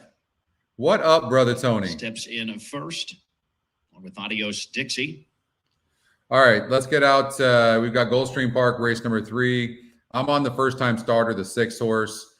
And, Gilberto Zerpa is 21%. Jaramillo's aboard, and the workouts are steady. First time Don't along with On and Winter. I'm assuming there was a workout in between the October 29th and the November 11th date. So I'm not going to get too concerned about that missing work. Adios Chica steps up along with. And I think the one horse will come up and get up for second. Doesn't really have any pace though, and same with the 3. But I think the 6 is going to be tough, and the 6 is going to sit a really good trip, probably behind of the 2 horse. But I do think the 2 is going to have an easy lead most likely. But we'll see the first time starter. The pace number is 54, but those aren't always completely accurate. So we'll see what happens here. But let's see if the 6 can get home.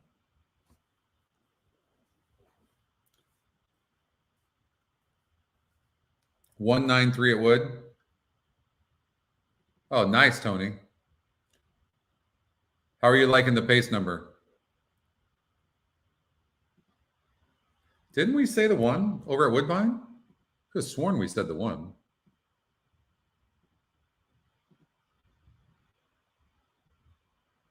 Orbaline, right? That's the one we said. 6-1. That 1-1?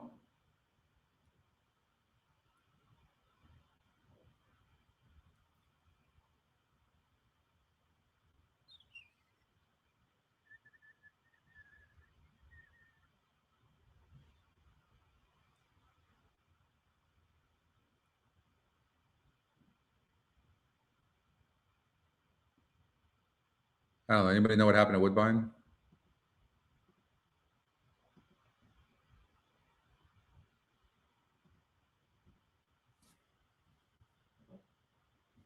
Wow, you're on fire, Tony.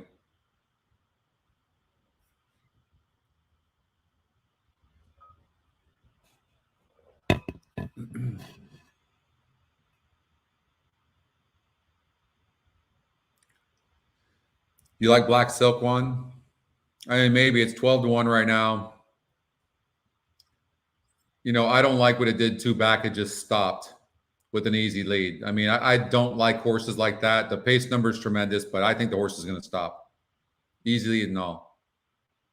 I do. I don't know what's going on, but Woodbine came in 1. Well, the 1 is the horse I liked at Woodbine. Anybody bet it? The Cuban Missile just a bit stubborn here. Behind the gate, she's getting some assistance to move in. Churchill Downs, race number 2. I don't think this horse has proven anything. By that, I mean the 2. This horse is fast. 2 is going to go from the inside. This horse's form looks terrible and is the top EquinEdge pick, but getting bet. But it's been racing in grade 3s, grade 2s, now in for a claiming price for a low percentage trainer.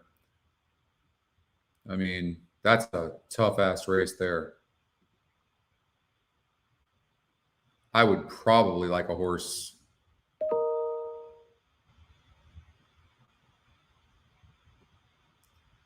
I don't know. And the Cuban Missile now in. I honestly don't know.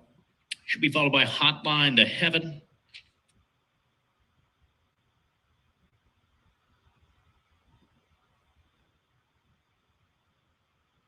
Mount Sinai. First time There's 4, steps in. Just awaiting Monica Queen here on the far outside. Oh, they were, Christiel. Thanks for telling me. Oh, of course they were. All right, the 2 is going to have the lead here. I'm almost certain of that because that's a really high pace number. But let's see how fast the 6 is. I'm guessing the way the 6 is getting bet that it's going to be sitting a good trip. But it needs to get a good break. You know how these first-time starters are. But the 6 broke okay. And they are off. Hotline to Heaven. Fires up quickly there early on. Adios Dixie to her inside and Black Silk. Move on through to join that pair. So the 7 checked up and it made the 6 check up. Just off the top trio early from. So that's a note you have to put on. And then the 8 got up like that. So now the 11 is really sitting really good. And the 6 is really struggling. You see the jockey really asking the 6? Cuban Missile next door.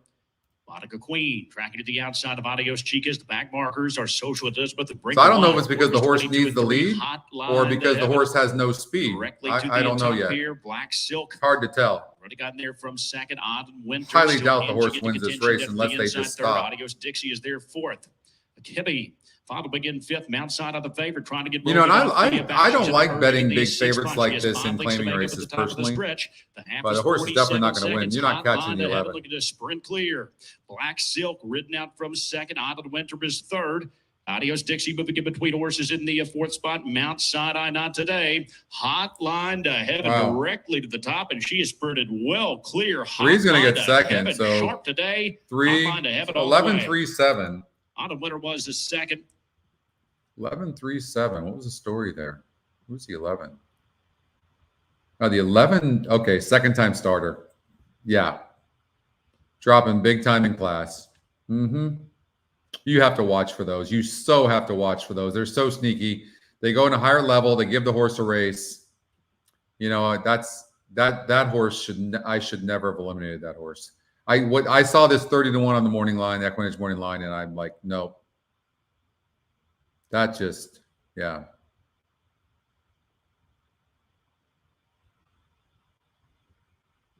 I think we have work to do. You know, our EquinEdge morning line is really good, but we know that we're going to be able to even make it better. But that did throw me off for sure. And the odds maker did a good job with that morning line, 5-1. Very good.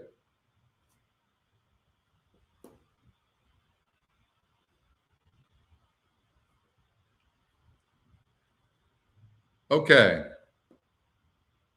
So let's look at the pick six over at Gulfstream Park. All right. And added blinker, Cindy. I didn't see that either. I get lazy on looking at changes, but you really should just take a glance at changes and click on that tab. You really should. All right, pick six. I did one for 288, I believe. Let's see here. Yeah. That's kind of what I preliminarily thought. But let me just tell you what I do think as well. I think that possibly this Midnight Bella could be a single. It has a really good GSR, 1. It's got 28% win. There's some cheap speed in the race. I think the 3-horse map them up. This horse could be dangerous on the lead going gate to wire, though. But Midnight Bella looks like a horse that can run. And look at the last 2 races. Really, the last 3 races. Broke from the rail 3 back and broke last. Barely lost. That was against a tougher group than what's here. Then moves up to a tougher group of horses. Optional claiming of 62.5. 5 wide. Breaks 8th of 9 and only loses by 3 1/4 lengths. Then this horse was best in the last race against a 56 group, which is arguably tougher than this race and lacks room in the stretch. Prior to that, look how this horse has run. So you could see the money run here. In for 20,000 claiming, good connections, and I think you could see the money run here.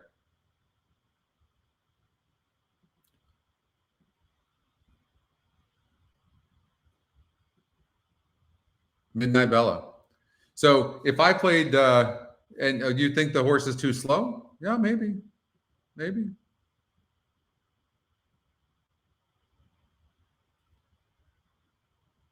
I mean, but look, you're going to say it's too slow, which is fair, fine. But look there's no pace in this race other than the 3. Map them up. None. Look. This 3 could go gate to wire. This is the dangerous horse in a race where there is no speed. So when you say there's no speed, the 5 horse is going to be closer to the pace than you might think. EquinEdge morning line's 3-1. The horse is 28%. Next closest is 16%. So it's got a good win percentage. Throw out this horse, 2%, 1%. Let's throw those out. And this 5 is looking pretty darn good.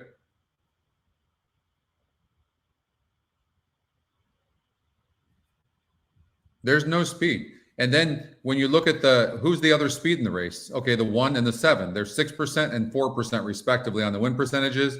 The EquinEdge morning line, they're 10-1 and 8-1.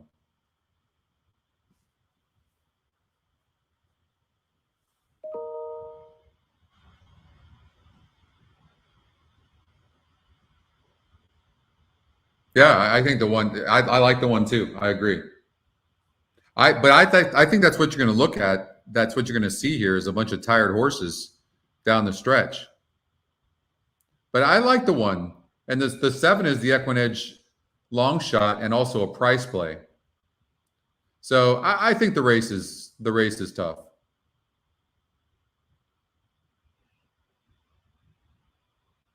But yeah, I mean, it's a possible single. You can throw out the last couple of races and probably even the 1-3 back, and those were tougher competition.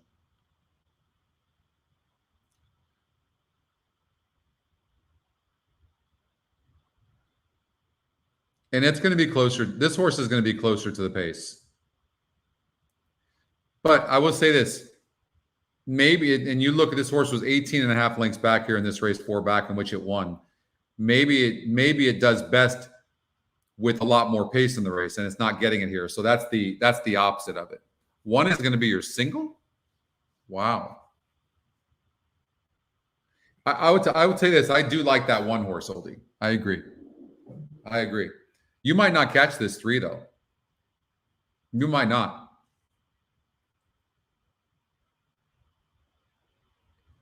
The only thing I didn't like about the 3 was look at the synthetic breeding. This horse is dropping from a 64 GSR down to a 45.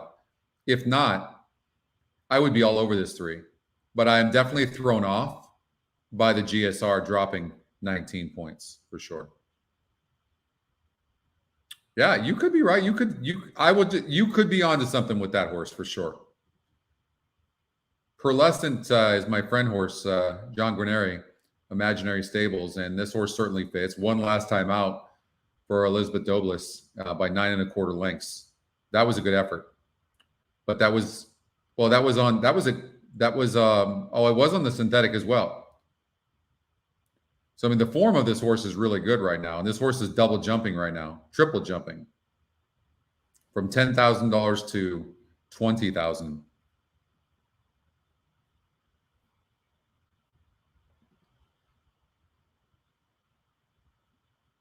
Yeah. I definitely think you're onto something with the 1, though. I agree. I would have to add the 1. I can't leave the 3 out because of its speed. I can't. There's just no way to do that. Wonder Blondie, this horse.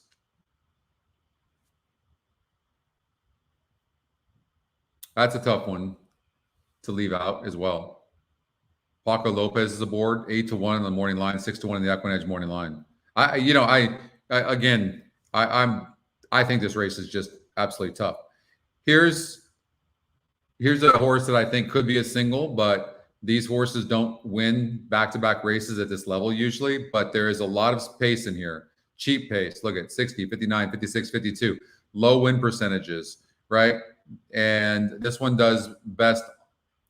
Well, it's rated some before, but is it going to send? I don't know. This is a really tough race too, but I think the 3 is going to get the trip. Whether it's good enough, I don't know. But it's been in the money in 5 to 6 races. On the In the Money podcast, this is the horse I singled.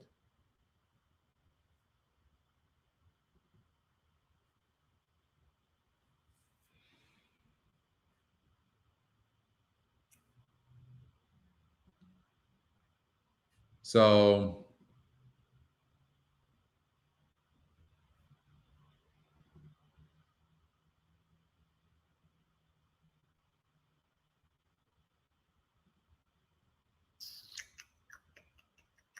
I don't think I loved anything on this card.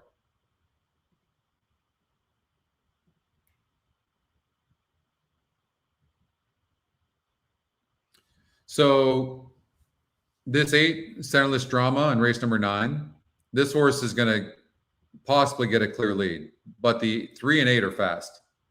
And it looks like the 3 has to be near the lead, but the 1 horse is the clear speed. So this horse could go gate to wire. So I would definitely watch for that. The way I was playing this race, though, this is probably the race I like the most. And that is either the 1 wins or the 3 horses. One of these 3 horses comes from behind. That's the way I was playing this. Okay. All right. Aqueduct race number 5. So you have low win percentages and low pace numbers. EquinEdge morning line are not good on the 8 and 9. Okay. 2%, 38 to 1 on the 12. Outside post, no. This horse here is a first-time starter for Chad Brown. Irad Ortiz, 5 to 1 on the EquinEdge morning line. Top EquinEdge pick, but it's really dead on the board. But it was 8 to 1 in the odds makers morning line, 5. So I don't, again, you can't fully trust the pace numbers when it comes to first-time starters, but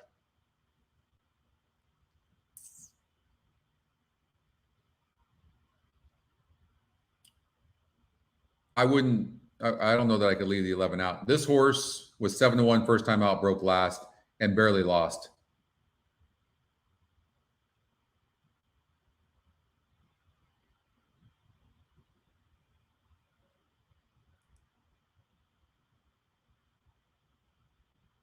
Of course, the GSR always plays a major role in these races. And you can see Fort Washington, the 7, who's the favorite right now. Didn't have a good EquinEdge morning line, though.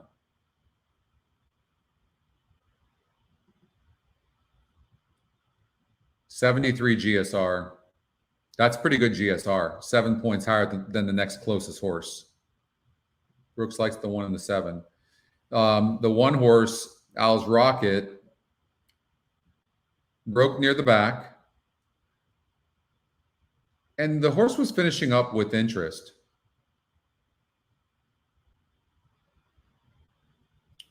And as far as the tabs go, it looks like it can run at anything. 1 looks okay to me.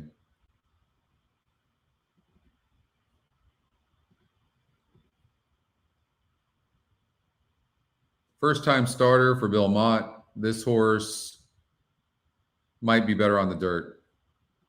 Bill usually gives his horses races. Dr. Brown's Miracle, the 3 by Temple City, definitely better on the turf. For sure. This horse is getting bet some. Well, this horse has been running on the turf too, hasn't it? Off heels, so I guess it had some trouble last time out. I would think the 3 is going to run better for sure. So far I'm kind of liking the 3 and the 7.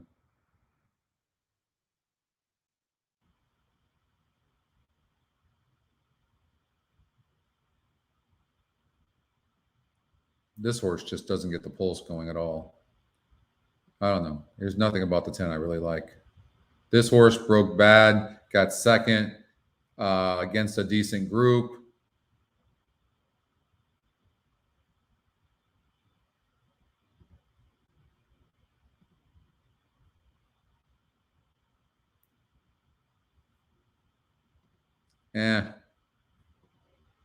I think by process of default, I think by just default alone, the 7 horse makes a lot of sense.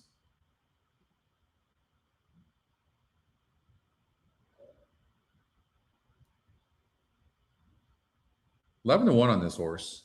Very interesting that this is the EquinEdge long shot.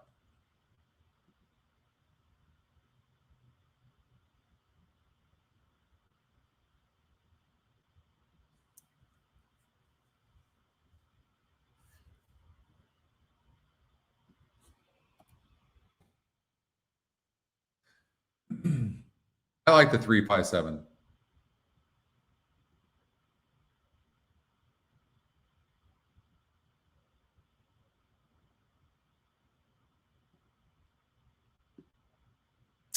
All right, 3-7-5, 3-5-7 over to Aqueduct. Let me know how that goes. All right, Laurel Park for race number 4. Let's see here. Pace, the 2, Don't Cross Fuzzy. Went gate to wire, breaking its maiden against a 44 group. Now goes up in class for a 10% trainer. So I don't think that they necessarily, when you're 10%, you're probably not spotting your horses correctly. So you won by 5 lengths going gate to wire at 6 to 5. And so it doesn't really, you're fast. you're fast. But the average SOR, how about the one horse? So what I have noticed with the pace number is when you have horses like, let's just say the one only showing a 49 pace, that horse will be most likely be closer to the pace because of that class. I've seen that. That was way too tough of a field last time out. And the horse actually got bet. Sloppy track. Now comes over here to Laurel Park. And I would imagine this horse is going to be a factor in this race.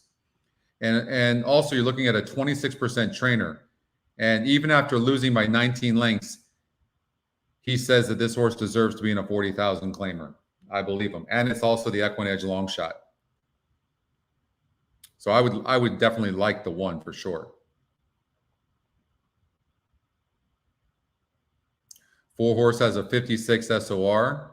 Been facing tough competition. Broke its maiden here against a 34 group and has done nothing against 60 and 54 group. There's nothing about this 4 I would like. Nothing. Heads dead on the board as well. EquinEdge morning line 10-1. Heavy trip. You have a heavy single. Horse broke its maiden last time out against a 50 group. Got an easy lead. Prior to that, had burned a little bit of money. It seems like this horse's best style is when it's on the lead. And it's not getting the lead. So I would try to beat a horse like the 5. 6 horse definitely looks like the real deal. So based off of what I've seen, 1, 3, 6. Not necessarily in that order. At Laurel. It's off? Okay, thank you. Oh, shit. I wasn't even close. 2 wins. Well, I'm glad that happened after the fact. I got to start. Why is the sound not working? What the shit?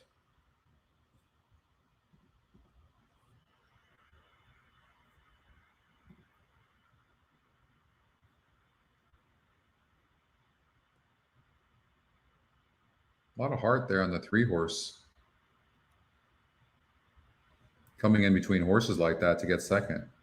2, 3, 5. 2, don't cross fuzzy first. 3 crabs and All right, well, I was off there, so look at this 2. Oh, gate to wire, didn't it? Top pace number. Look at that. Man, you could never know his speed. You can never know his speed. Did one like the 2?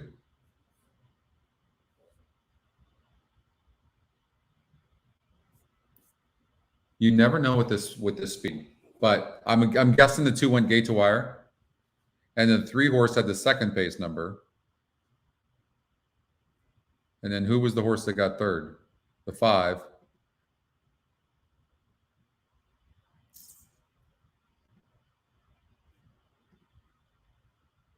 What's Juan's angle?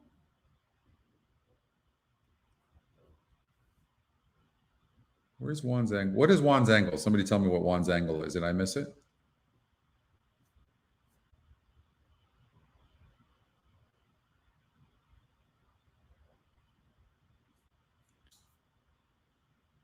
Oh, 10 points. 10 points higher on the pace. That's what he said, right?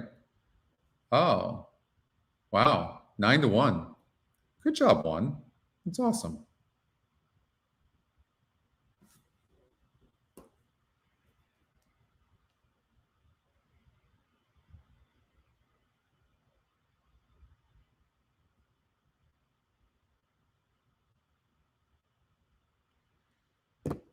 So he took off over to Aqueduct.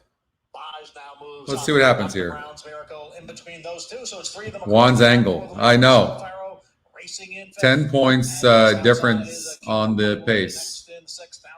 Well, how about the 3 and the 5 here? They're in first and second, but they had equal. And then there's a 15-point difference on the pace. And they're in first and second. The 5 got an easy lead, Baj. And I will say this, the 3's rating nicely. So it doesn't look like the 3 needs the lead, but the 5's really trying to stop them. The problem is the 6 now is on the outside pressing, and that hurts the 3. and racing fourth. King of Hollywood is alongside in fifth, 2.5 lengths to the duo of Parker-Tree and really like the way the three's running right now. But he just keeps on having all these horses on the outside of him. Is now in 8th position. Uncle Water flows down at the rail in the 9th, and Pathological. They are all chasing Baj into the far turn. Baj by a length, with Sewell Farrow running in second. King of Hollywood is third by a head. Dr. Brown's Miracle is down at the rail in fourth. Owl's Rocket in fifth. Then Parker-Tree and Fort Washington with a lot to do as they come for the top of the stretch. 3/4 in 1:13 and 4.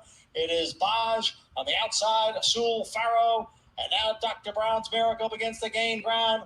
Owl's Rocket is moving up down towards the rail. Parker-Tree is now coming on, and Fort Washington is making a late run out in the middle of the course with a 16th to the finish. Here comes Parker-Tree. Here comes Fort Washington on the outside. Owl's Rocket is in there. There's a 7. And it looked like Fort Washington got the job done as the 7-5 favorite.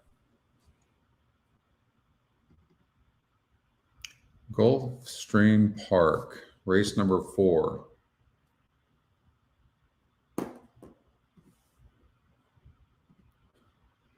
All right, let's check this out. The mandatory payout pick 6 starts in the next race. So you have, as far as the SOR goes, the 8-horse Panenka with no speed, 16%. Panenka. This is a big drop in class.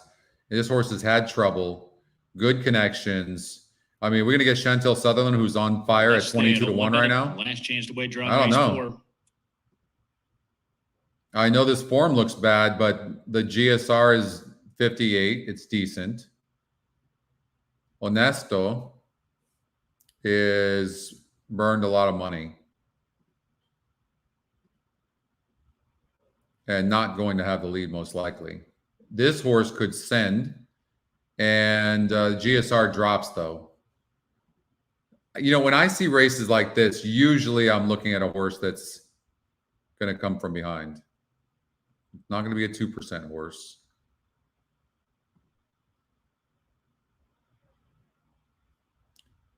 We're starting out stepping on to the Tapeta course. And they begin to make their way towards that starting gate. I don't love the post. Time for the 4th race. But AstroTurf. Horses are approaching the starting gate. The 10 could get a good trip.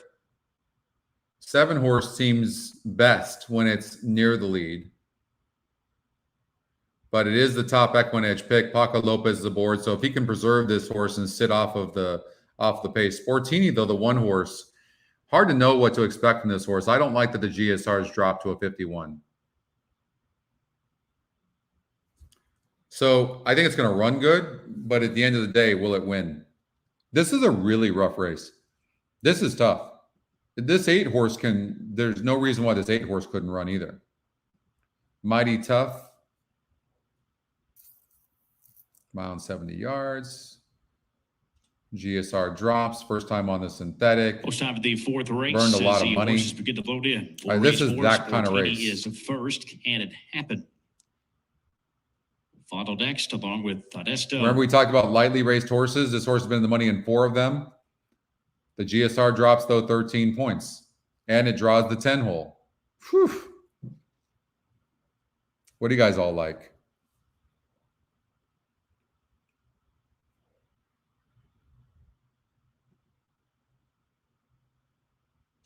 El Pecado steps in.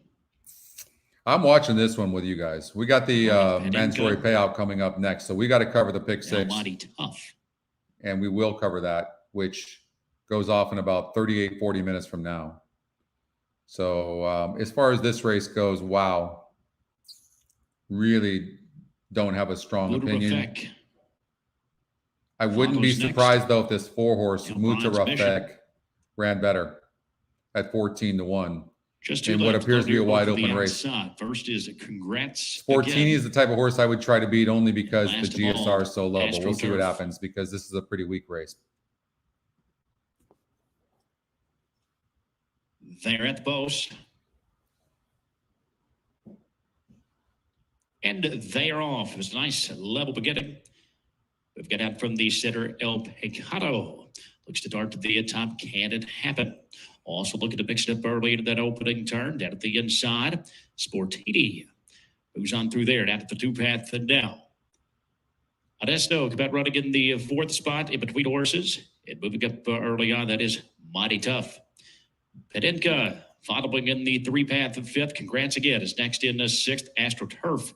Runs in between horses early on from 7th. That's Brian's Mission. It was outside. It was inside Buddha Rafek. The quarter was 23 and 4. Move across the backstretch, El Pecado. Up top early for Paco Lopez. Pedinka rides there in the 3-path in 2nd. Can it happen? In between horses 3rd. Sportini looks to tighten a touchdown at the inside 4th. Adesto is next in 5th with Mighty Tough to his outside.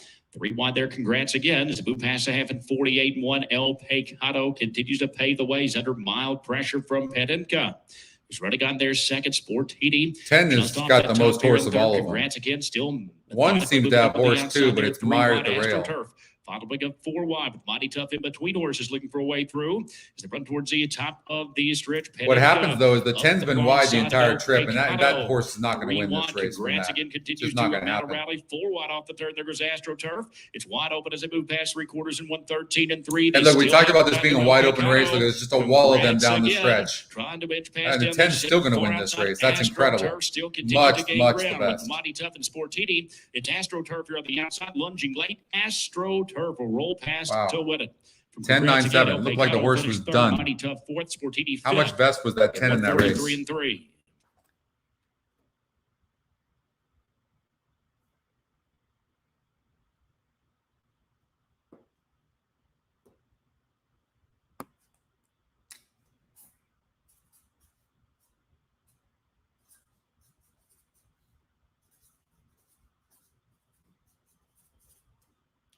All right, a couple of horses popped up.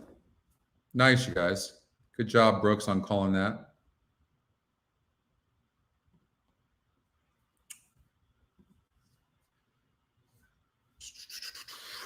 Okay, a couple of horses popped up. Let's just look at them. Delta Downs, this race number 3, the 6 horse, 1-9. Oof.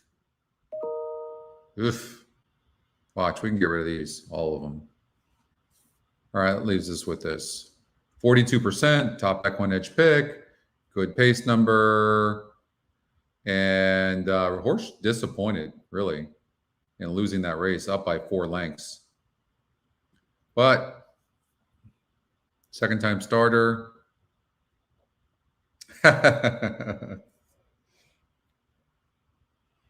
You can definitely pick him, brother.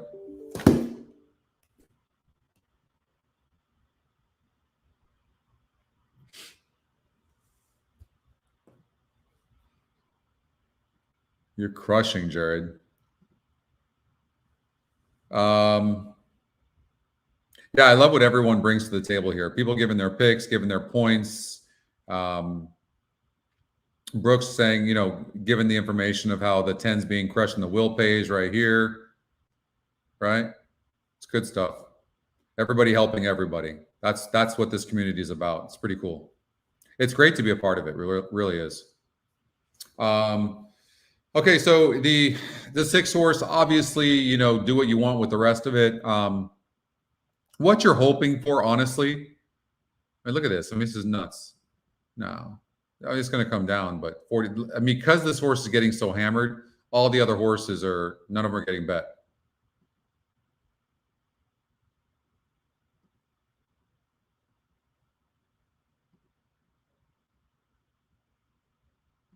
I mean, you got to figure the 2 is going to go to the lead. So this horse is showing a speed going 5 furlongs, okay? And I don't know what happened in the last race. And I'll tell you what is disappointing about the 2 is it faces a 56 group on an SOR maiden. And we've talked about this. The mean is 50 for the SOR, meaning horses as a first-time starter, they have a 50. So to be in a 56 group, that means it's a really tough maiden group. And the horse ran good and even showed being right there on the lead. And then it comes back and is the 5-2 lukewarm favorite against a 42 SOR group and loses. That makes me like the 6 even that much more. But it also makes me think, hey, you know what? The 6 has got just as much speed and going to probably go to the lead. and duel with the 2. The 2 could stop, and you can get the 7, 8, and 10 up there, okay? So I'm leaving my bet. It's not going to pay anything, but I think the 6 horse is going to win the race, but at least be second. The other horse that just popped up was at Laurel Park, race number 5, the 1. And that's a price horse. And if you want to play a price horse, do it in a race like this where the top win percentage is only 22%. And I have a note on this horse. Had a horrific trip, can run and rate. That's my note. Then the horse in the next race ran good at 7-2, but that was a 56 group. Now it's getting easier than when it faced 2 back, but it is getting 5.5 furlongs. And if you look in 5 tries at 5.5 furlongs, I mean, this sucks, but it just is what it is. It is the EquinEdge second pick, but it's earned $2,800 per start. And in 24 tries on the dirt, it's earned $8,800 per start. So it's not as good going 5.5 furlongs. That's why they change distances at the same level to keep us off. Otherwise, the same horse would win all the time. You change surfaces at the same level, you change distances at the same level, or even both. Okay? That's why they do that. So that's why just because one horse beat another, if they're changing surfaces or distances, you need to watch for that.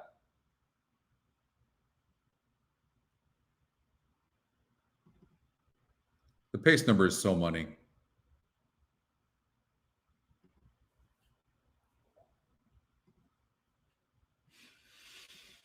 The 3 is getting bet. It is EquinEdge's second pick. I don't want to I don't want to get thrown off on any one metric, but this, of course, people are going to bet this horse. But it did, like I said, it hasn't done well or fared well at 5.5 furlongs. So, of course, it just confuses the situation in a race where if you look at the betting odds, the 2 horses, the lukewarm 3-1 favorite. Pascal Cat. Let's see here. And this horse has burned money. Look at the favorite 3 times, 3-1 here, 2-1 here. I mean, it just doesn't win. Like, this is not the type of horse you bet to win or place for that matter.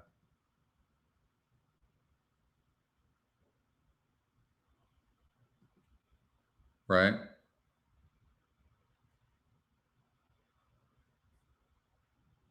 So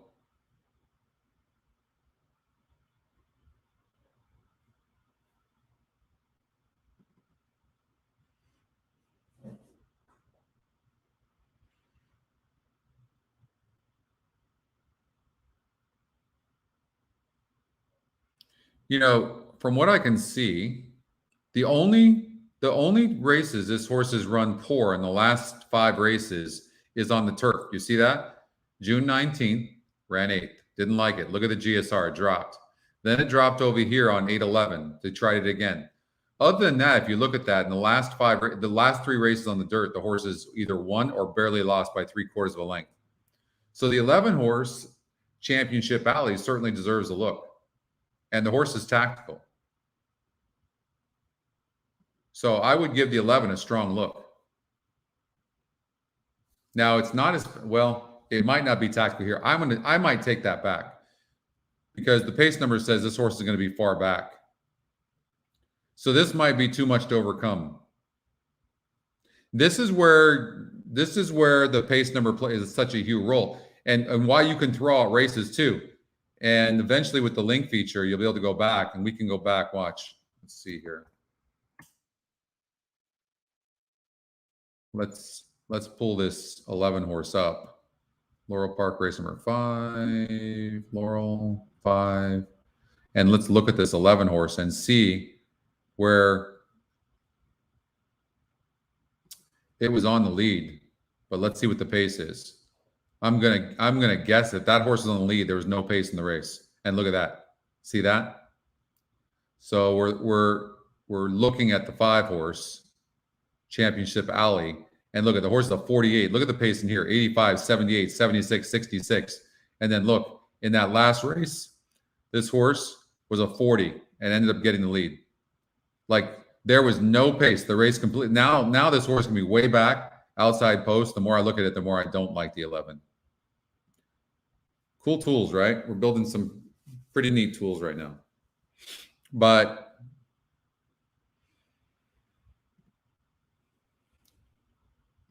Phantom Row seems to need the lead. This horse can seemingly rate a little bit from that outside post.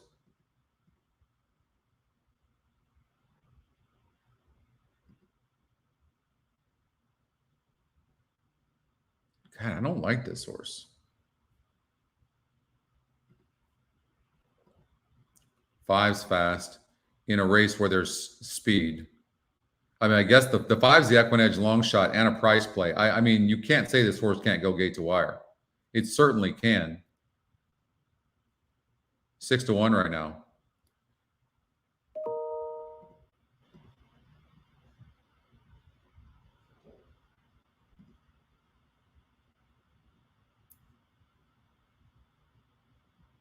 What's up, Joe? How are you?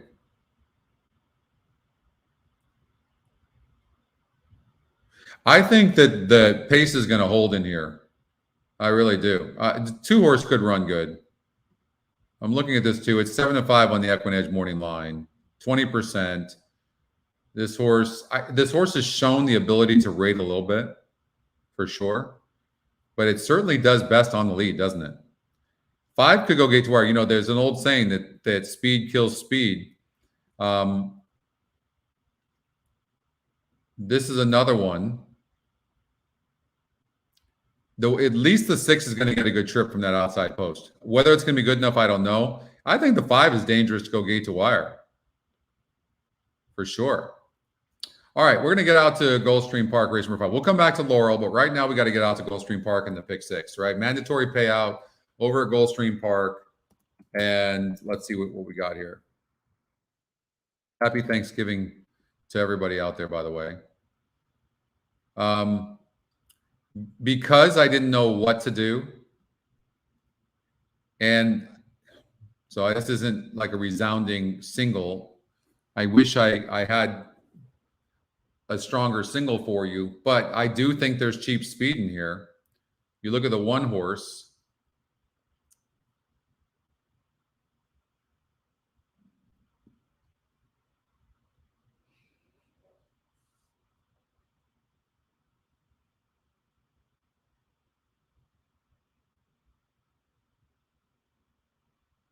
You know, it's going to be probably on the lead from the rail, I would imagine. Benefactor. I mean, these looks like the types of horses. These look like the type of horses that really need the lead.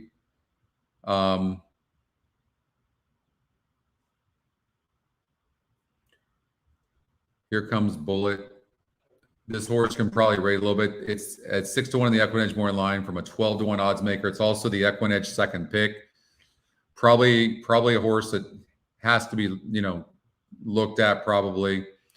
But again, you're looking at a One-Eyed Jack needs the lead. I can tell you this, Ryan on the In Money podcast, Ryan really liked the 10. He thought One-Eyed Jack was a single. So you might want to, Ryan's a very, very good handicapper, and he watches a lot of video. Thanks very much, Juan. Right? Thank you, LJ. Take care of yourself. Have a nice weekend. So I would take the 10 seriously. He did not like my 3. But my point here is there seems to be a lot of cheap speed. And this horse broke from the 12 hole last time out, which is not easy to do. It's just not. You don't win from the 12 hole here at Gulfstream Park on the dirt. It doesn't happen.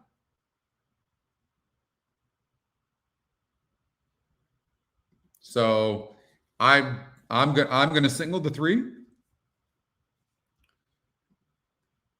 In the last race, Backwoods Boogie. This is a this horse deserves a long look. It really does. So let's look at it. Horse is always right there. They're going 1 mile and 70 yards. And this horse, the GSR is going up 9 points. Okay. The EquinEdge morning line is not great at 12-1, but the horse seems that it has the fastest pace. Wow. Horse just popped up here. at Gulfstream. Really? That's very interesting and helpful.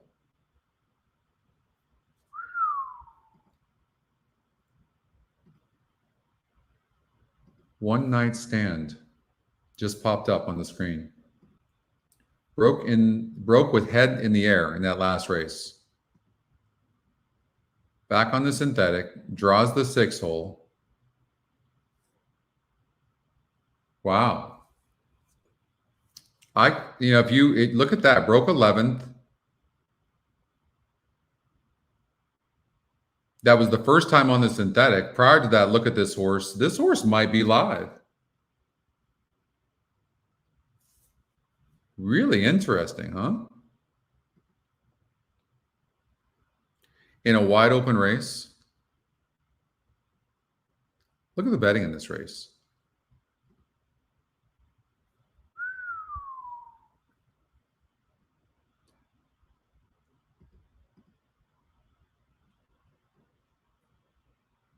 I would definitely have to throw in the 6 after that algorithm just popped that horse up.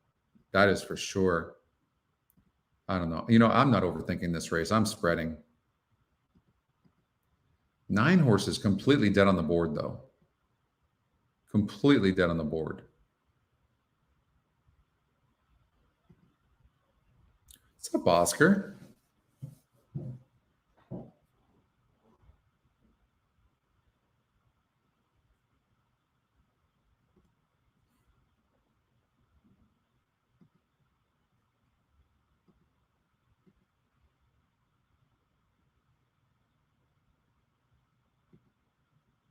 I mean, these first 2 legs are so brutal. Honestly, there's just no way of knowing.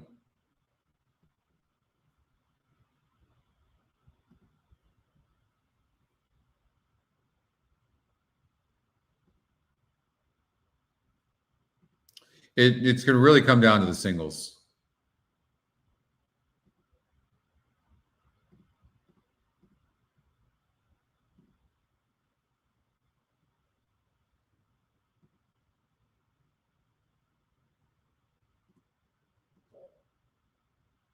Second time start. Look, even this horse, second time starter. Sometimes they give the horse the race 8-1.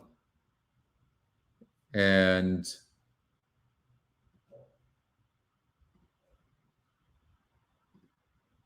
first time starter here.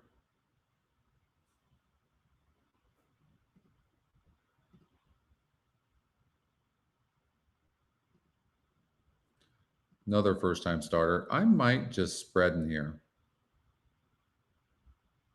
I might just spread.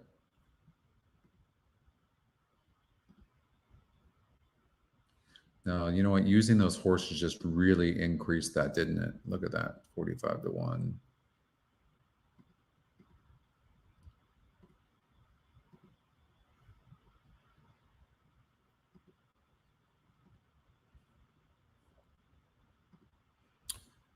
All right, I'm talking to myself right now, but I'm trying to figure out what I think is the best angle for a possible single. This 3-horse map them up. What I didn't like about it, I loved everything about this horse. I think it's going to get the lead, other than it's dropping 19 points in GSR. That's it. I thought Midnight Bella could be a single. Oldie didn't like this horse. He made a really good point for the one Tilsa. Really good point. Pearlescent deserves a long look as well.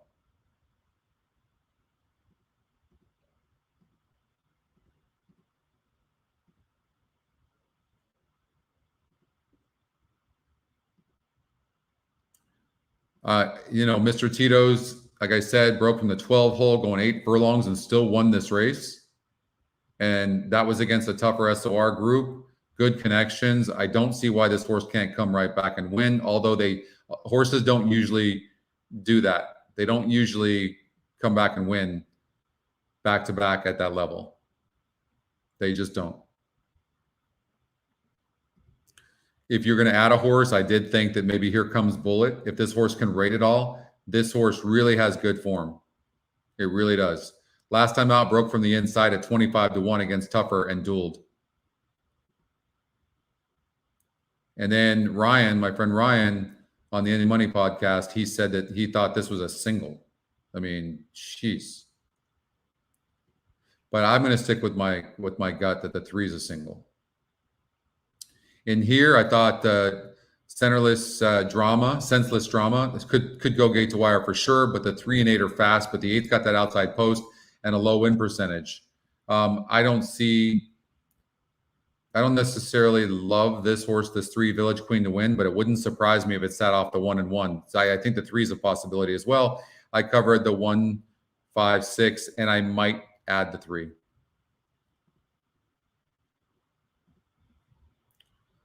And then you got the 1, 4, and 8 in the last race. But again, anybody could win that. That's just what I went with.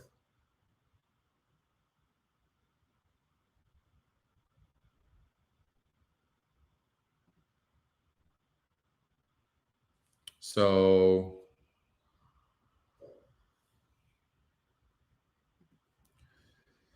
I am going to play a ticket. You guys can follow along with me so you can see that I'm going to go for it as well.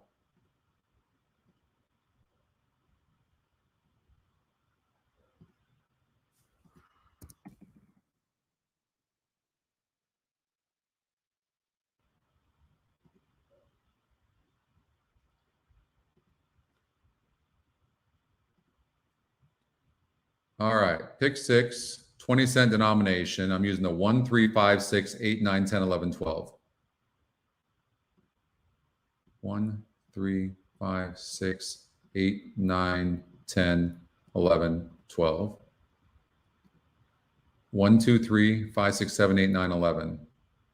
1, 2, 3, 5, 6, 7, 8, 9, and 11. Next race, 1, 3, 4, 5, 7, 8, 10, 11. 1, 3, 4, 5, 7, 8, 10, and 11. Singling Mr. Tito's.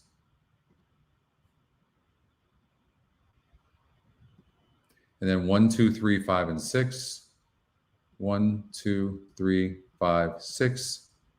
And then coming back with a 1, 4, 8 in the last. And I'm not feeling great about that. And there's the ticket. All right. So I'm playing that. Ruben in the house.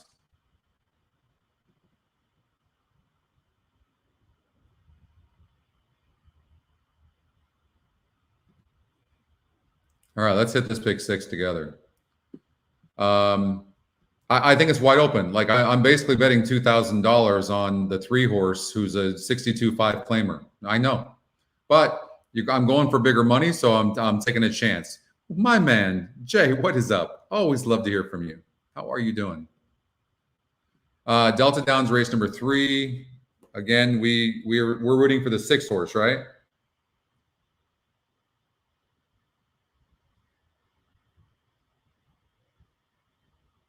I think they already took off.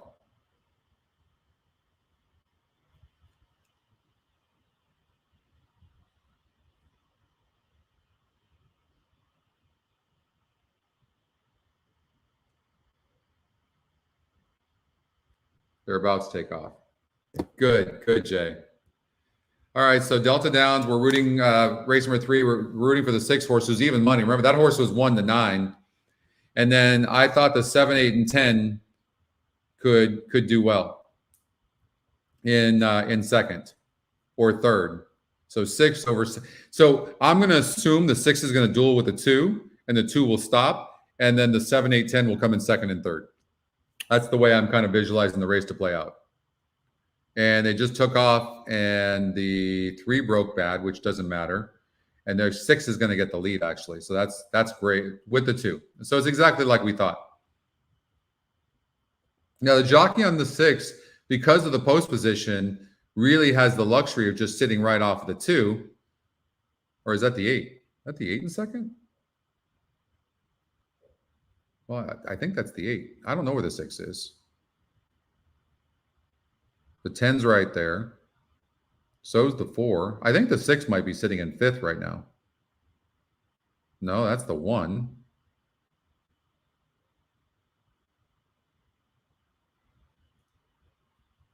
I don't know. Is the 6 on the rail? Anybody? Laurel pick 5 paid $14K. Wow. So they gave this 2 an easy lead. Anybody see the 6? Where the hell is the 6? Did it break bad? Did I miss something? Have they had the numbers wrong, and the 6 is in second the entire time? What am I missing? So 2 went gate to wire. Top pace number. Now I'm going to assume that's the 6 that got second, but I don't know.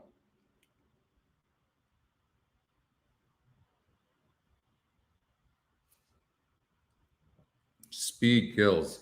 And that 2 got bet late.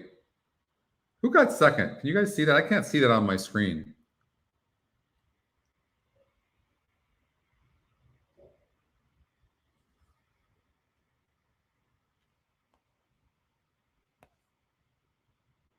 That's the 8.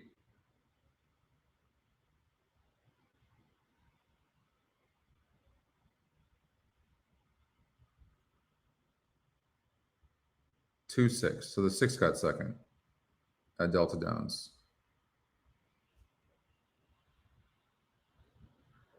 I honestly don't know what the pace number looks at, Anthony, at all. It's that algorithm is on. It got a mind of its own. I don't know.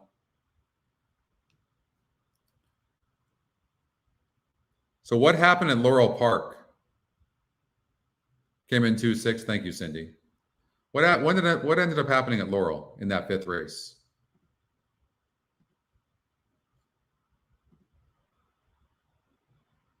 That came in 2-6 as well, didn't it?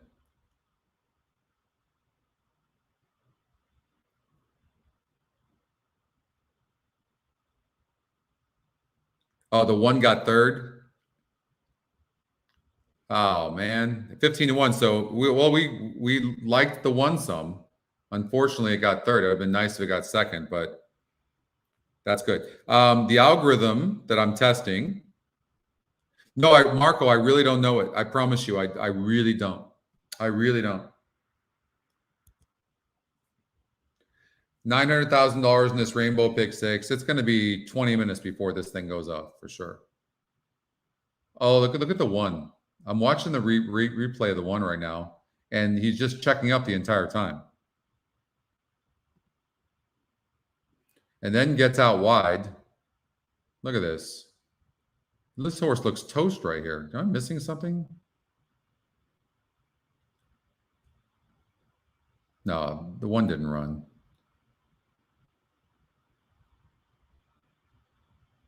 All right, 261 was at the other track, right?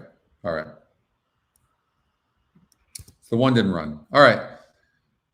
So no bueno there. Again, the 6 horse over here at Gulfstream Park says 8 minutes, but it won't be 8 minutes. And the 6 horse one night stand at 20-1. I would throw it in. Did Gulfstream Park guarantee $3 million? They might have. If they don't hit, if it's not at $3 million, they'll leave that open for about 2 hours.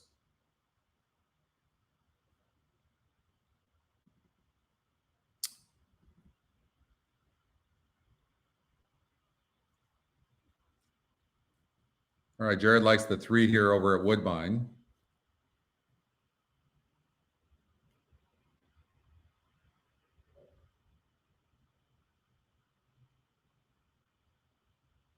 They're loading into the gate, and the 5-2. So long shot. They're all long shots that are going to be on the lead. 2 and 5. This horse's form doesn't look good. The 6, who could be near the pace, but then stop.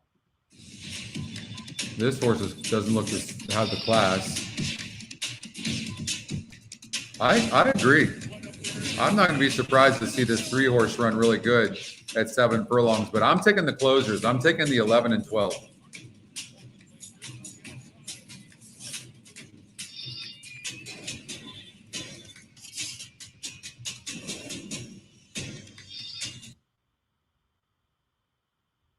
Side going through Super River.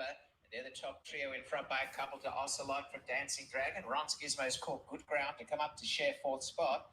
And in behind them came Liars Club, a length and a half Glorious Tribute, and the 3 wide Speedway from Browning Island. So 3 ended up getting the pace over at Woodbine. That is a very rare case where the pace number was inaccurate. You just don't see that.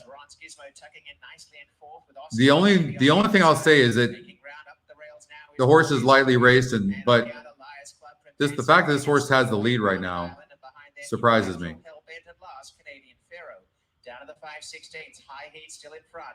Coming up is Flying Curl on the outside. Super River the rail. They turn 3 across the track as they come to the quarter. A length away, Ocelot, Ron's Gizmo hunting for room, and on the outside as they. Some of these races are just so tough, aren't they? High Heat joined by Flying Curl. Down the outside, Ocelot makes a line of 3. Glorious Tributes running on behind them. Flying Curl, High Heat, Ocelot, Ron's Gizmo in the center. I think the 11 is trying to come on, but really didn't have a good trip.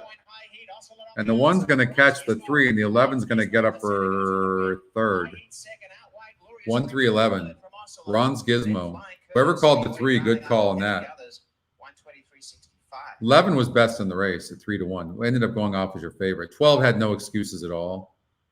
And the 1, Ron's Gizmo. I mean, in a wide open race, right?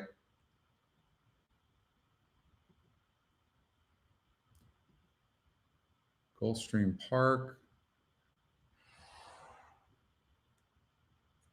All right, let's check out Churchill Downs because we've got some time. But you guys saw my ticket. You know what I like. Churchill Downs. Let's get out to that.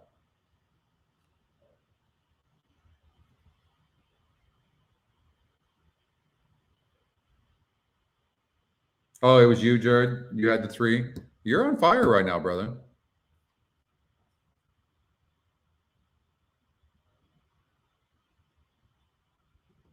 Oh, I would guesstimate 3 million minimum for sure, Marco. Yeah. Churchill Downs race number 4. Money Mike is a horse I put a note on. Broke last here and then comes back against a 44 group similar to today, and same distance and drops in class and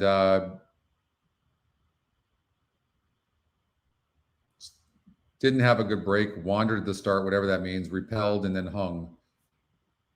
I don't know if the hung theory, I don't know if I believe in that.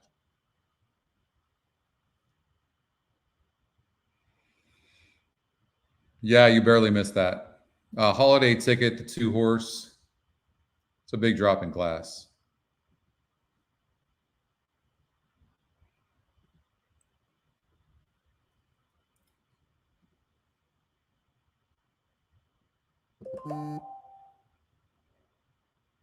Big drop in class. Let's see here. The Miracle Man.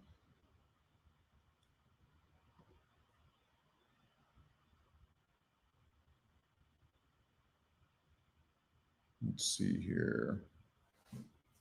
Money Mike.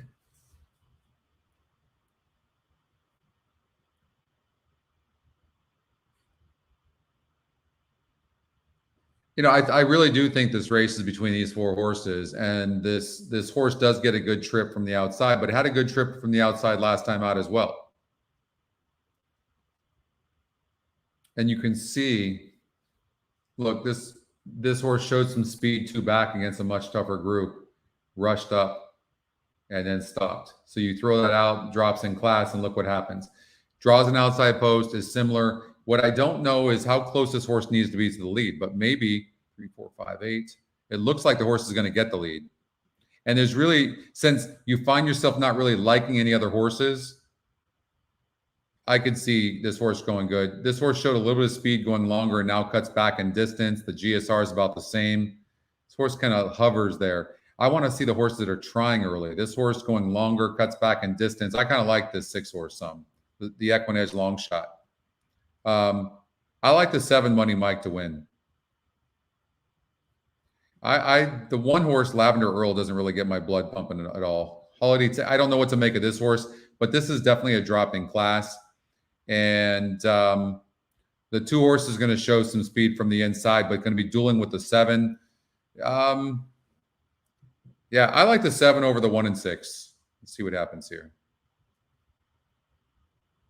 Good beginning for Money Mike. So to my Miracle Man. Those two fastest off the mark. Scary Larry shows speed toward the rail, and right at the inside is Lavender Earl, advancing on through to challenge for the top spot too. So down the backstretch, Money Mike's in front.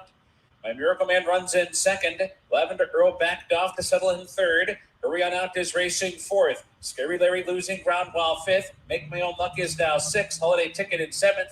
And Joyride is at the back in eighth. On to the far turn they go. And the big favorite, Money Mike, opens up a length and a half, throws down a quarter in 21 3.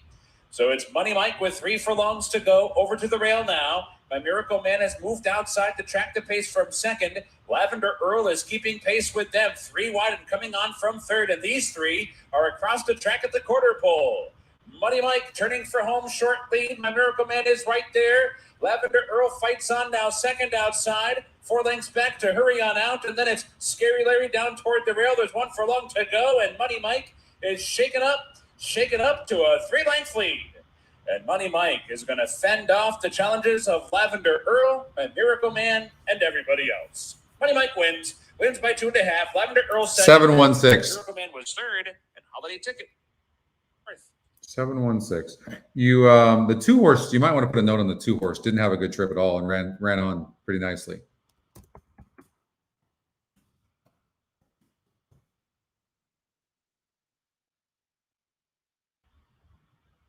Yeah, I know, Steve.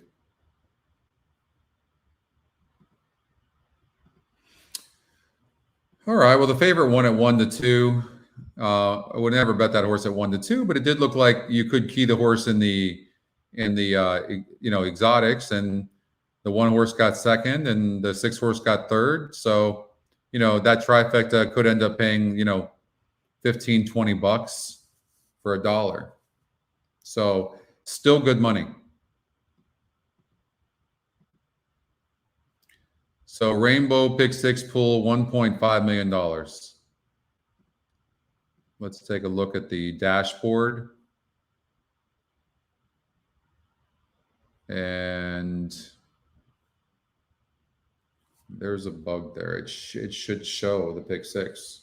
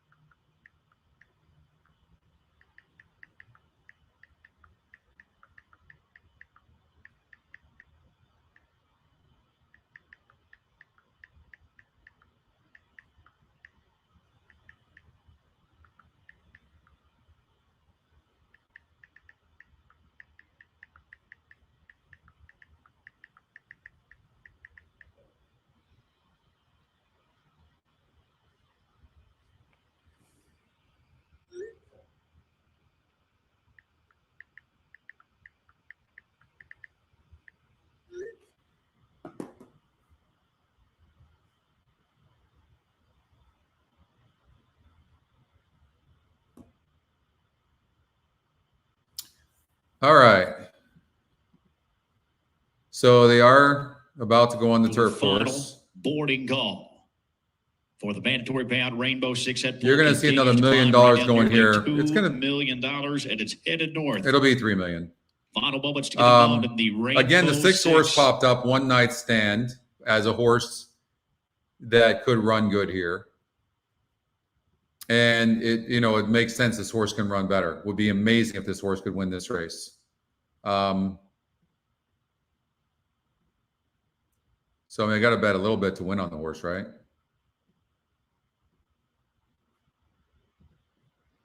And then also an exacta, something like this. And as the Rainbow 6 pool now eclipses the $2 million mark, the horses have reached the starting gate to get its post time for the 5th race. Start of the Rainbow 6 and get the 2 vote and in. 7. The Uncaptured Lady is first, followed by Green Gow. Now Unexplainable steps in with the 6. And then a trifecta. Rosa Star is next. 6. No 2, no 7.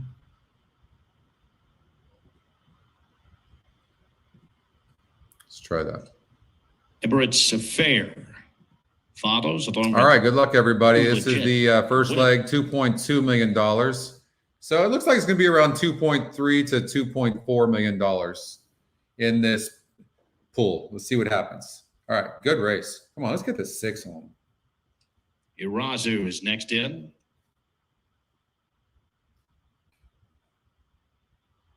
Now Flying Black moves up. 2.26 million. Last chance for that Rainbow 6 with the mandatory payout. Quiet Strength steps up along with the one-night stand. You know, they could have really put this race off even another 5 minutes if they really wanted to. I don't think anybody would complain. Just one left now. To the outside, 2.340 million. The gray Two Docs Roadster to complete the line. All right, they're on the Tapeta. Let's see what happens. And they're off in the Rainbow 6. Down at the inside, the Uncaptured Lady goes spreading out quickly for Gonzalez. I'll tell you one thing, for those of us that back the 6 horse, the horse broke great. In comparison to what it did last time, there's no comparison. They run out the turn unexplainable. Tucked tightly down at the inside from 4th. And we talked about the one getting the lead here, and that's exactly what happened. Runs on at the outside in 5th. Flying Blacks in between horses. One night stand. Next 6 had to check up because the 10 came in on it. Up at the outside. Get to the outside there. There you go. Is next to run again at the inside with Quiet Strength next door. And after the sluggish beginning, 2 legit to quit the back marker. The quarter was 23-3. The Uncaptured. How about a 1-6? Uncontested up top here. 19-1 outsider. Calls the shots across the backstretch. Rosa Star runs on from 2nd. Emirates Affair is there in 3rd. She's just 2 lengths off the lead. Somebody's coming from the outside. Still running at the inside from 4th. Flying Black. That's the 3 horse. Really making a run. Bold move up from the back. One's toast. 4 wide route. The half is up at 48-1. The bottom of the far turn, the Uncaptured Lady has 6 been is caught toast here. as well. That's Rosa Star who takes over the lead. Heavy pressure coming up the outside from Emirates Affair. Flying Black is under urging at the 3rd spot. Just 2 lengths off the top. 2 legit to quit. Trying to hang in 3 wide from a 4th. Moving through heavy traffic late. Two Docs Roadster. Top of the stretch. Emirates Affair trying to overhaul Rosa Star. The fresh red moves up. That's Flying Black. Flying Black going to win this race. Flying Black up to the outside to take over the lead for Emirates Affair. Look at Jared. Rosa Star is 3rd. 10 at 6-1. Jared liked that horse. Miguel Vasquez will win it here to kick off the Flying 6 at 5-1. 10, Emirates 9, Affair was 2nd best. 8. Rosa Star finished 3rd. Very tight Incredible. for 4th. 10, 9, 8. How's that? It's just such a wide open race, you know? Wide open race. And 10 gets the win. Great call, Jared. Jared is on fire right now in fuego. 6 did not run. No excuses.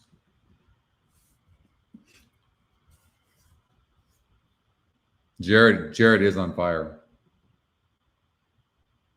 Yeah, and Oldie said something about the horse when it went to the gate, didn't you, Oldie? Yeah, I could see the 10. Yeah.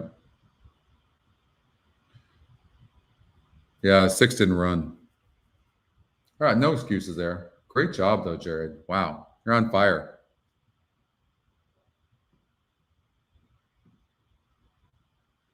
Aqueduct race number 7. You're alive on the $6.40 ticket? All right, Sean. Yeah, no, Jared's on fire right now.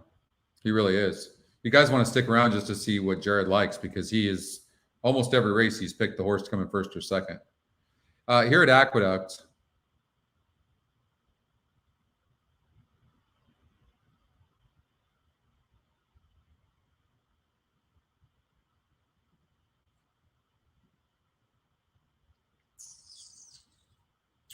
we've got some first-time starters. This horse burned money last time out. Don't like that. Kind of dead in the board. Usually when that happens, you're usually going to get a second-time starter or a first-time starter to win. Usually. And the horse really is kind of dead on the board. Outperform is a first-time starter for Todd Pletcher.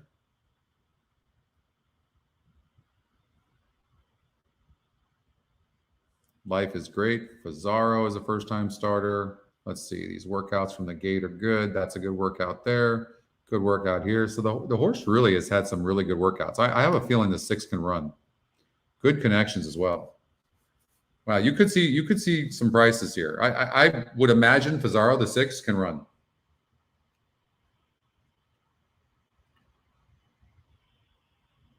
Other than that, we'll look here if we have time because I'm probably close to the gate. But 6 looks good on the track as well. Pizarro, 22-1, 8-1 in the EquinEdge morning line, 15-1 in the odds makers morning line. So that'll throw people off. But these workouts are better than what that morning line suggests. I can promise you that. Icon Adventure, a second-time starter, broke from the rail, broke 6th of 7 horses. That wasn't a bad effort at all. Bill Mott. Good connections, and Bill does better with second-time starters. I have a feeling this horse can run for sure. I think these others are pretenders. This horse, the 3 doesn't get my pulse going at all. The second-time starter here, another that's going to show speed, has that outside post in a race full of speed. The 7's going to show speed. The 10's going to show speed. The 3 is going to show speed. Life is great. It's a 4-time starter and draws that outside post. I'm not expecting the 3, 10, or 11 to be in the money, honestly. The 8 horse, Dad's a good runner, second-time starter. I don't know this horse's style, so it's a hard one. But this horse did not run bad. Might have needed the race. Good connections, 12-1. 8 can run, I'm guessing. This horse broke from the rail last time out, broke on top, and ran with no excuses. Not really. Doesn't do anything for me. Who just popped up? Anybody?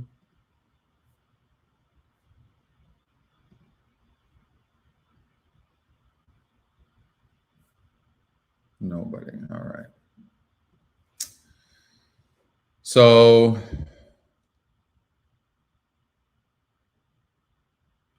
Jared says the 9 is live at Aqueduct. Piccadilly. Well, I'm not going to argue with him. 15-1. Jared's been doing really good. Piccadilly. For me,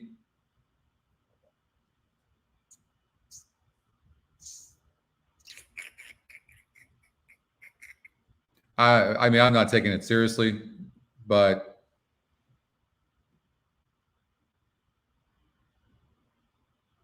I would probably bet the 2 or the 6. So maybe do a 2-6-9 exacta box. Maybe that's what to do.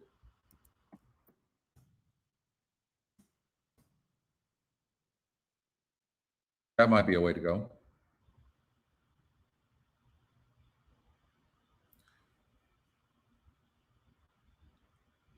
Dos y seis y nueve.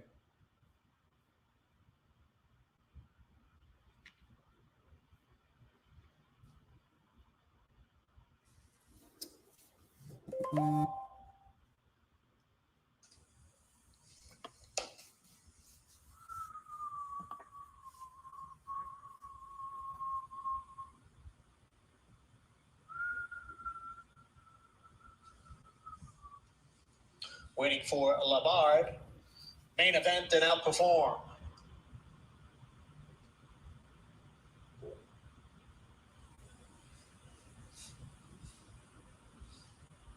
Everybody's winning.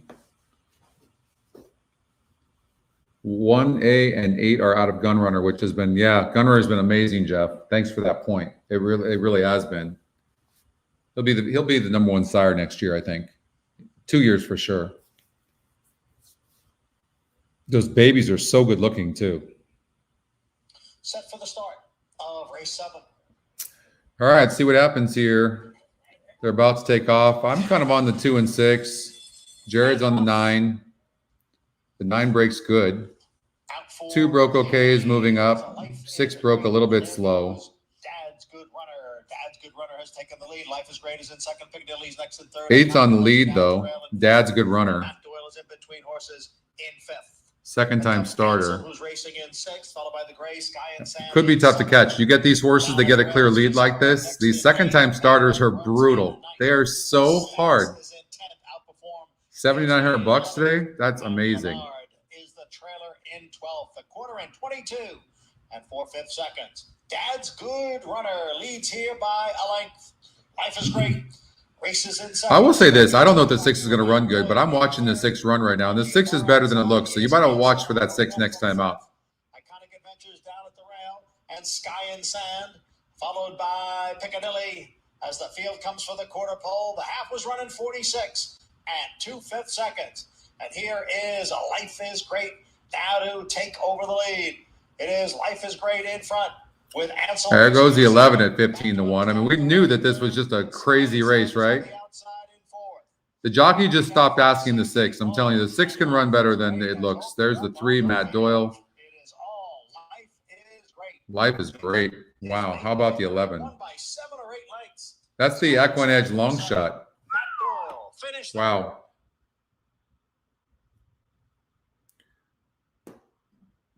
Keith got the pick 3. The EquinEdge long shot. Wow. Over the EquinEdge second pick. I couldn't have been more wrong in that race. Like, I don't think the top 3 picks are going to be. Look at that. It's amazing. That's amazing. The number 1. Okay, let me check, Dave. Let's see here. We got to go to Laurel race number 6. Let's do Laurel race number 6 first, and then we'll cover Del Mar race number 1. Or right, yeah, no, you said of the 4 at Del Mar race number 1. Okay, number 4. Okay.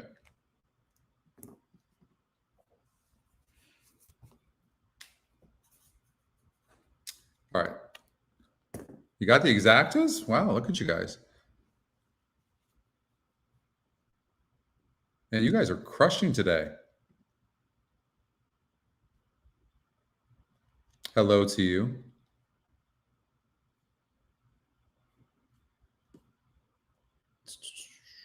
All right. Let's see what's happening here. Let's top GSR by 10 points is the 6 horse.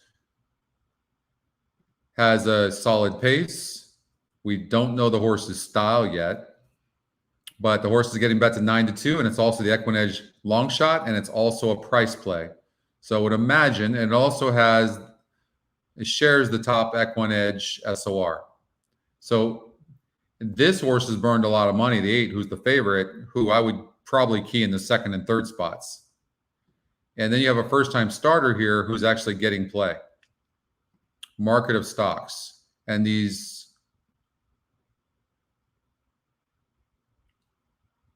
Brittany Russell and, oh yeah, this horse can most likely run. It's also the EquinEdge 2nd pick.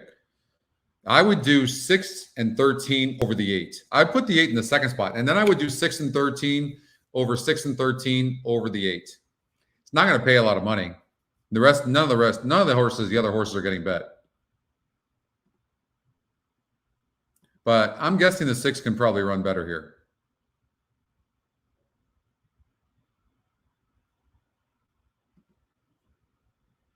Point in the gate. She's running happy. All right. Let's watch this race.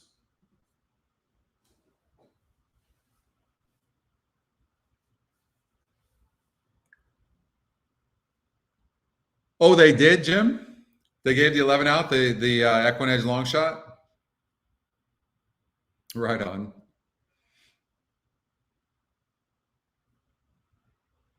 One back. The 8's just the type of horse that always ends up in the exotics, right? In 2nd or 3rd. Money on Mama G's wish. Market of stocks in. Let's see what happens here. Let's see how this first-time starter broke outward. And they're off. Looked like summer music there may have stumbled a bit at the start. Is nobody's secret right to the front of the So the outside. 13 is showing no speed is Derby at all. Julep, 3 across the track. And Mama G's But I'm wish to guessing it join can the big close. four almost We'll in see a what line. happens. And right behind them And is the 8's in Ruby between de horses right Leon, now. Summer Well, Music now out it's he's of sitting in the outside. Salty Saul caught 3 or And 4 where's the deep 6? heading into the turn. Party Monster, she's running happy. 6 They're just 7 sitting from the front, racing still side by side. Back to Glide, right now. 3rd to last. Market of Stocks. Doesn't look like the Payouts jockey's at the tail asked of the the 6 field. at this Mama time. G's wish I leads can't tell. narrowly from Derby Julep at the rail. Mama G's Here's wish the to the outside, 13 the closing. 2 path, and Derby Julep out of the inside. Gap for 2. Wow, that Nobody's 13 secret can in run. 3rd, and Salty No Saul doubt is about in it, but it 4th, broke and outwards. Ruby de Leon is next in 5th, and Market of Stocks widest into the stretch. They turn for home, and it's Mama G's wish in front. Outside You got to bet is that 13 Nobody's next time Secret, out. driven hard and coming with a run now from But the 8's second. going to get Too it done likely here, it for looks Mama like. G's wish. 8, Nobody's 7, Secret trying 13 hard. Market probably. of Stocks levels off What a late in the good field, run by and the it's Summer 13 Music horse. still right there trying to chime in for Really 3rd. amazing. Mama G's wish And to look at win. how Nobody's she's trying. Secret, then Market of Stocks, followed by Summer Music, Wow. and then a Party Monster where she's running happy. That was impressive.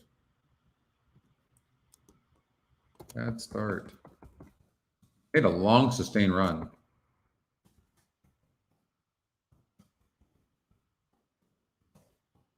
Definitely watch that horse next time out. 7 horse, a 3rd time starter, really ran good. And yeah, on paper, this horse looks horrible. I don't think this was much of a race. Yeah, not much of a race at all.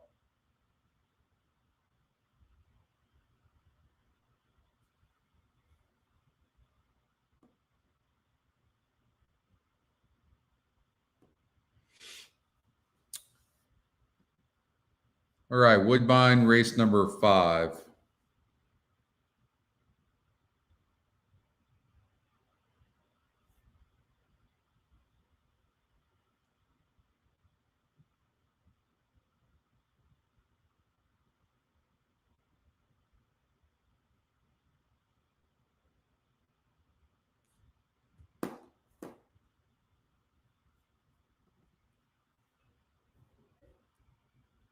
Yeah, you know, the thing is, Jared, you have to be careful. You say, like I've learned with putting those kind of notes, you put the 13 next time, but look at the SOR, because the fact that 7 ran good like that tells me that the field was probably very weak, right? So you got to watch that. But yeah, that was a long sustained run, but you don't want to get caught up too much in that. Here in this race over at Woodbine, as far as the GSR goes, big number on the 4 horse.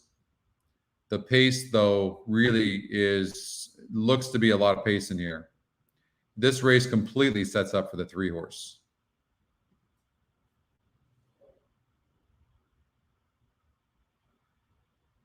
And look at the 4. This horse is going to be, actually the 4 is going to run good. Protect. You know, this horse ran good first time out, but I don't know what it's going to do. It's like dropping in GSR 13 points. It ran good going 8 furlongs on the turf, and now it's supposed to go on synthetic at 7 furlongs and run good. I don't know. Maybe. A lot of speed. That horse is not winning. That horse is going to show speed. For me, it's the 3-4 exacta box.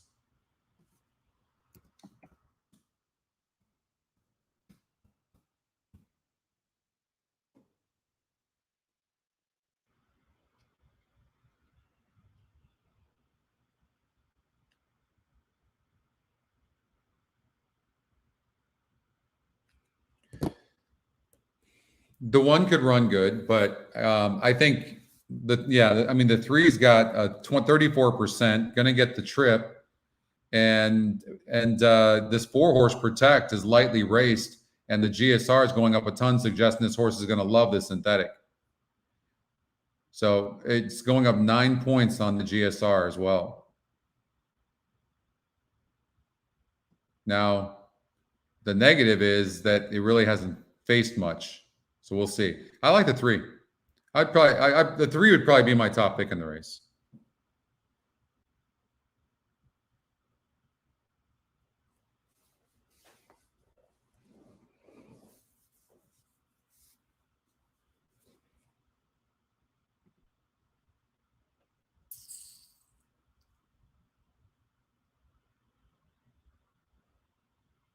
That field, the 6-horse pace last time out was a 60, and it showed speed, and now it's cutting back. The 6 is the EquinEdge long shot at 22-1. I agree with Jared. It's likely to run decent.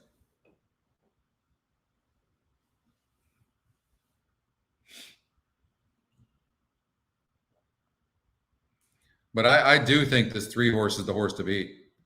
And this horse is 4-1 on the morning line, but it's 5-2 on the EquinEdge morning line. And it's faced a 50 on the average of competition, which is not bad. The 8-horse Magic Ride. This is a really tough race. I mean, this guy's faced some tough horses as well. And pressed, I wouldn't be surprised to see the 8 run a better race. Watch, it can be a wall of them down the stretch. We'll see what happens. Imaginary Sky, and running to the front is English Shirl. English Shirl goes out with Imaginary Sky by a length of Fascination. Coming up third on the inside, Dance with Destiny is right behind them for Protect. A length and a half in behind them came Awesome Treat on the outside of Magic Ride. Getting back. So definitely setting a fast pace. We thought that might materialize. And the 1 horse, you can see the horse is not really that relaxed. So that's going to hurt this favorite, I would think. 2-horse broke a little bit slow and rushed up, and I think that's going to hurt that horse. So right now, I mean, give me the 3, 4, and 8. Maybe the 10. Yeah, there's the 10 on the outside. Jockey's looking around, getting first run. All those pace horses are toast. Dance with Destiny to third, running on his Protect. Fascination needs to pick up on the inside, is coming up gradually. Magic Ride in the center, one who dropped off Imaginary Sky, but Awesome Treat got away. And as they turn, it's Awesome Treat from Dance with Destiny coming up on the outside dangerously. And they've got away from Magic Ride down the center, finishing on. And going to the front, Dance with Destiny leveling now. And look at this 2. The 2 was able to rate. The top pace number, not the way you would have drawn it up, huh?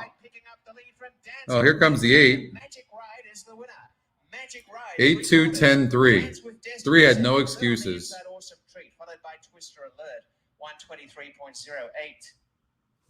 It's impressive. Equinedge morning line on that 2-horse was 10-1.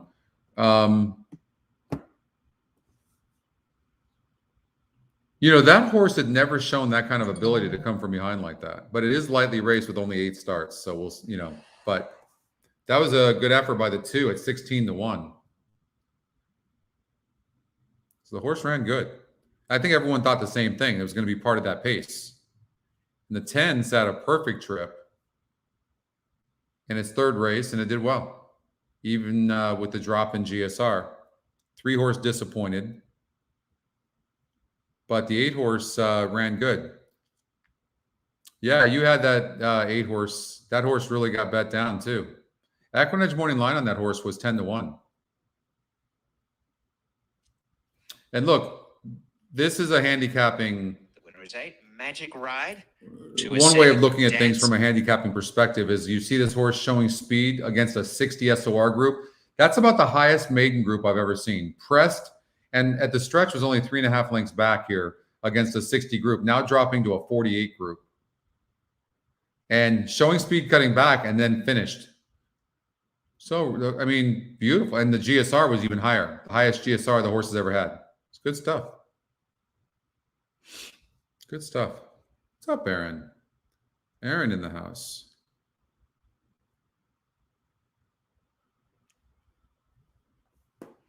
Gulfstream Park race number 6.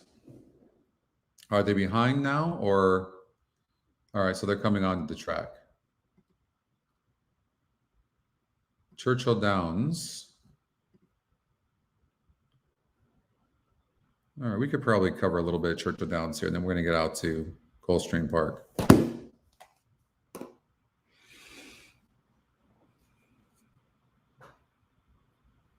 Yeah, 2 ran good.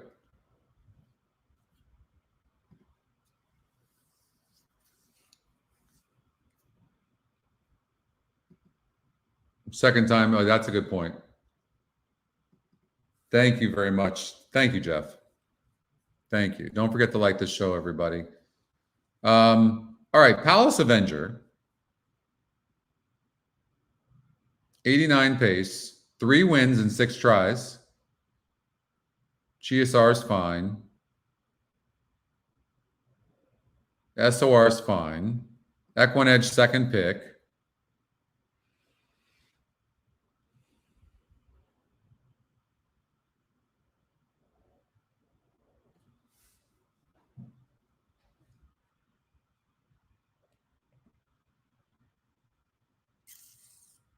I mean, it really has the type of style that it seems to need the lead, right? You guys see that? That's what it seems like to me. And so does this horse. So does this horse. So the top two horses seem to need the lead, and they seem equally as fast. Look at the SORs on the 6th, though. My gosh. I mean, this horse has been facing 80 and 80. Right? This is a good horse. That horse just been facing some tough competition. And she needs the lead. I just don't see where she rates. And she's got the outside post, and the one's got the inside and has to send. So something has got to give. Now, they could go from gate to wire all the way down the stretch, the two of them.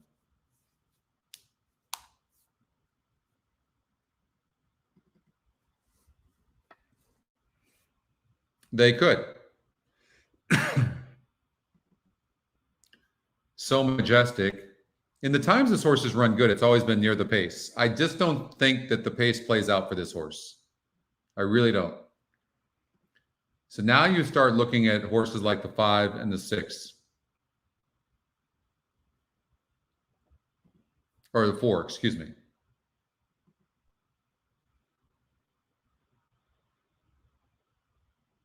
So you look at a horse like the 4, okay? In a grade 2 race, and that's a way tougher race than this race here. I throw out this 2 races back.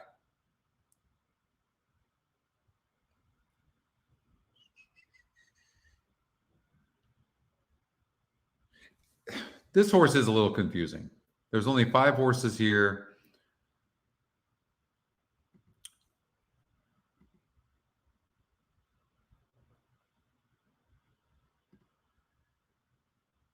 This is really a wide open race. Really a wide open race. Jared, great job. Great job, man. You crushed.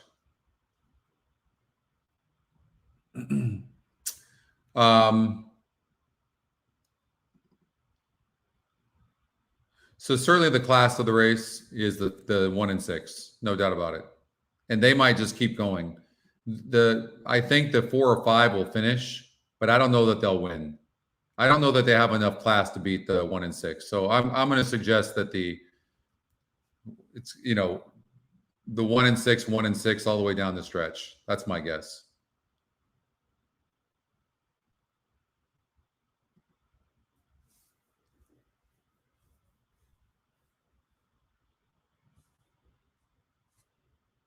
Oh, did it go off already? The 4 ended up winning the race, coming from behind.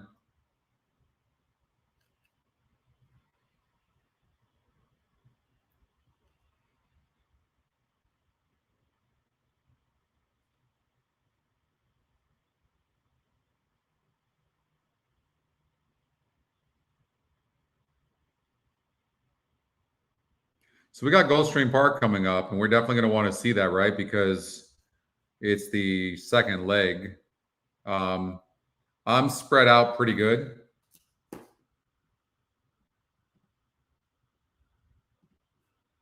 Look at my ticket.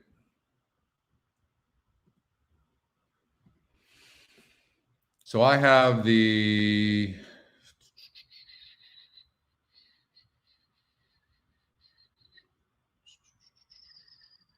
1, 2, 3, 5, 6, 7, 8, 9, 11. 1, 2, 3, 5, 6, 7, 8, 9, 10, 11. All right. So I'm spread out pretty good in what appears to be just a minute for race 6. A very tough race. Pool is now climbing up and over the 6-figure mark. I mean, we could do a pick 5. 6 figures in the late pick 5. Last chance. That being said, the super high 5 carry over here better than $3,800. I didn't have a single I loved, so I'm not going to recommend getting any deeper on this horizontal unless I really liked a horse, and I don't. So, excuse me. All right. But let's try vertical maybe.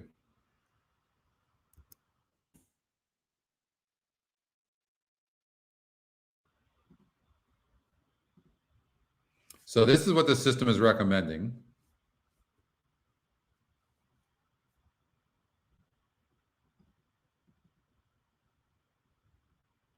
Thanks, Jared.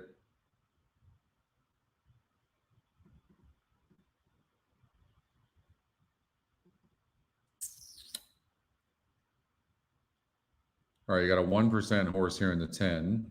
So the system is using it for third. We don't want that. Time for this afternoon's 6th race. Inez's Hats first to load in, followed by Princess Lead. Now so we go this. So you see that just by eliminating, do you guys see that? That's really important to see. Just by me eliminating the 10, the system was using that. It came up and added those horses and changed the entire ticket. So even taking out a horse for third is so important to do. Really important. Ronald Glitter is next, followed by Miss Universe.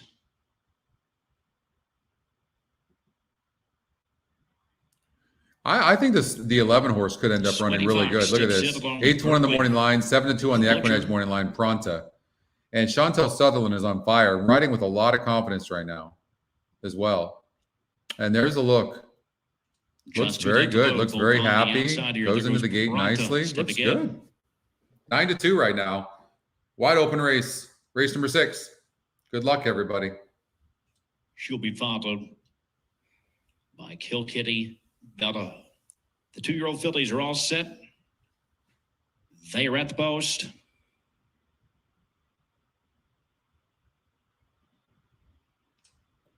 And they are off. Miss Universe fired out quickly with the Illogical Dove. The first time starter to her inside. Pronta outrunning on the 3 path is Dignified. Moves on through to the inside. Unbridled Glitter was out racing in 5th. Inez's Hats to her inside 6th. The 11 ended up really getting bet down. With the Princess Lean next door. Kill Kitty Bella caught wide at the back with King Kingdom tracking next and at the back of the pack. The Butcher. Go to the Butcher's out last. The quarter was 22. First time starter, EquinEdge morning line. Horse looks happy. 8's a money burner. And there's the 11 running easily. No one else coming. Just off that top pair, it's a 3-horse breakaway up top. It's about 8 lengths. Chantel Sutherland's on fire. 8's toast. Unbridled Glitter. Happy horse on the lead. Running beautifully. Universe in between. 3 wide off the back. Princess Lean. The half is no one else coming. Meanwhile, up top, Pronta is taken over from Illogical Dove. Keep her running straight. Stay focused. Down the sit at the track in 3rd. Unbridled Glitter is 4th. They move it to the final furlong, and it's Pronta and Chantel Sutherland. Pronta's taken over. Dignified with the late rally into a 2nd. Illogical Dove flattens out 3rd. It's Pronta or Dignified. Pronta's still there, but here's Dignified. Wow, 2 got Dignified. up. May have gotten on the outside for Pronta. Hate to spread like that and get the favorite. It's brutal. Princess Lean finished 5th at 120. So brutal. That if you're spreading, you just hate to see that.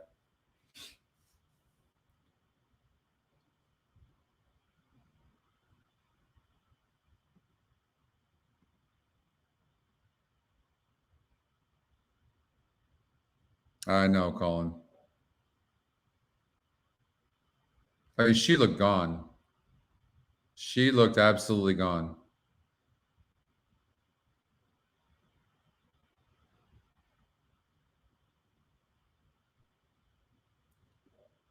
Chalk, chalk, and more chalk.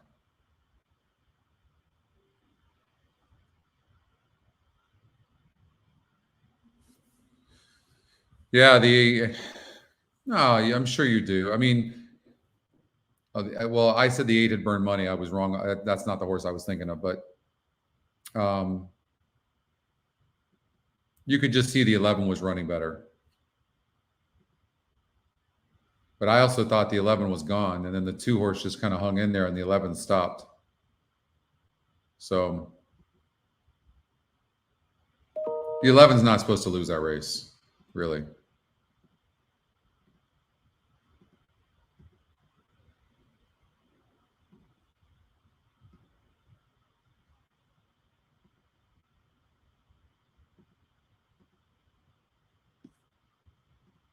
All right.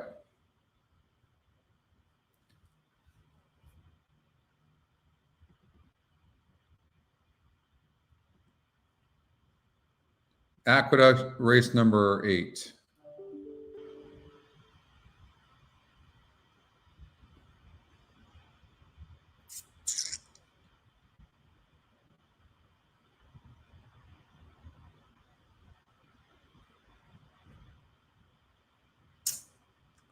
All right, 2% horse, and this is a tough group, and the horse can rate a little bit, but it's 6 furlongs sprinting. I'm not seeing it. Doesn't have the class as well, but you do have to analyze this horse because this horse could affect the front runners that you might like a horse like this, the 9, because the 3 is faster.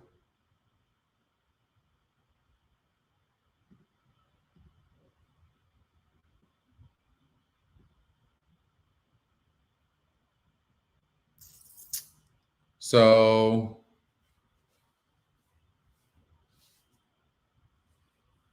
let's run this race and see what happens.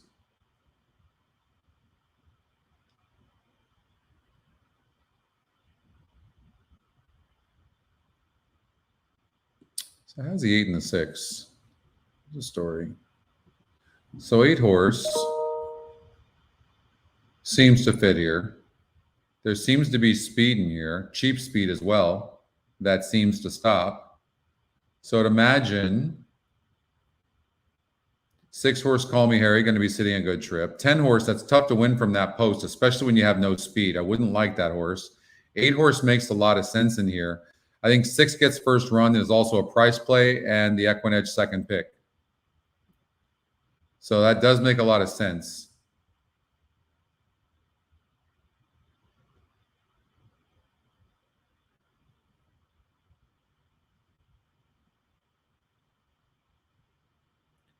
This horse has had its issues. This horse can run 7 too as well.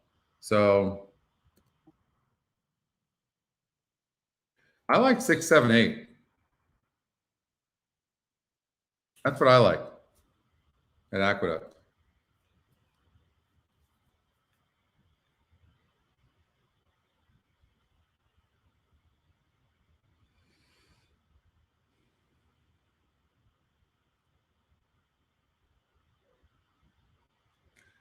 The 2, that's a simulated race, Gilbert, that we're testing. So it's just a mock race. We still have a long way to go on it. It's not that accurate. So, but it does have the 8 winning and the 6 coming in second. But I think 6 gets first run behind the speed. I think the 6 can run. I think the 7 might run better than you might think. And the EquinEdge morning lines have the 6, 7, and 8. And then somebody asked me about the 2. Mike did. Okay, let's see here. Yeah, Mike, I can see it. Definitely. This horse broke its maiden 2 back at 6 furlongs and then swerved out and had trouble against stakes horses and ran good. Yeah, you're absolutely right. The 2 can run for sure. And there seems to be some cheap speed in here, which could set it up for the 2. Yeah, this definitely. I'm trying to beat a horse like the 10.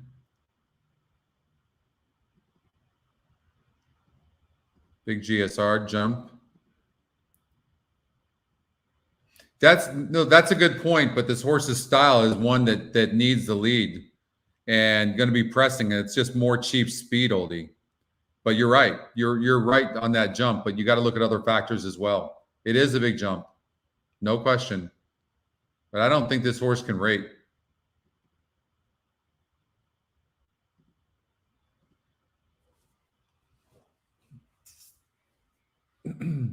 This horse does look good. That was a tough group last time out in that non-graded stakes race, and this horse had issues. 6 wide, swerved. I mean, man, and only lost by a length and a half. And broke its maiden easily. And just continues, it lightly raced, continues just to get better, no doubt.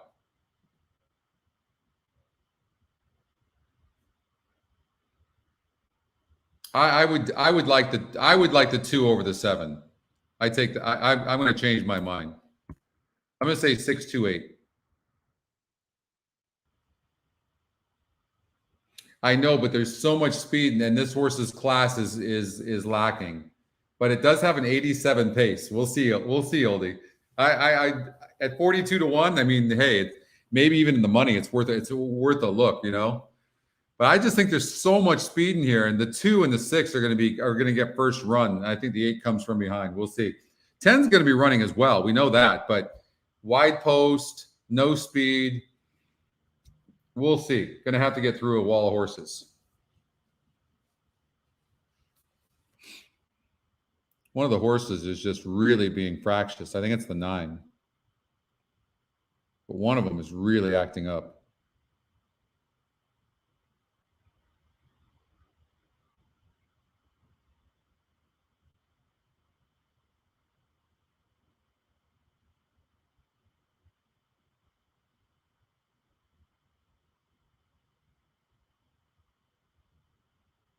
So I think they just got the 9 in the gate. The 1 angle. This 5 is not winning this race here, Colin. It's just not happening. There's just no way. What's the EquinEdge morning line? 50 to 1 as well. Nah.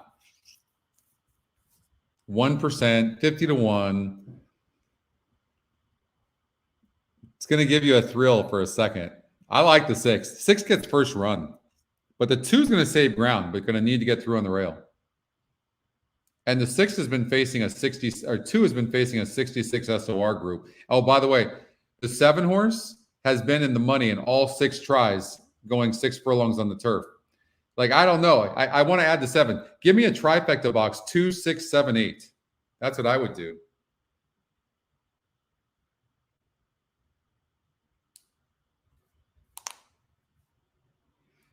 I forgot which one of you, Dave, you wanted it, didn't you? Del Mar race 4 or race 1, the 4. We're going to look at that. We're going to look at that next. Okay. I didn't forget about you.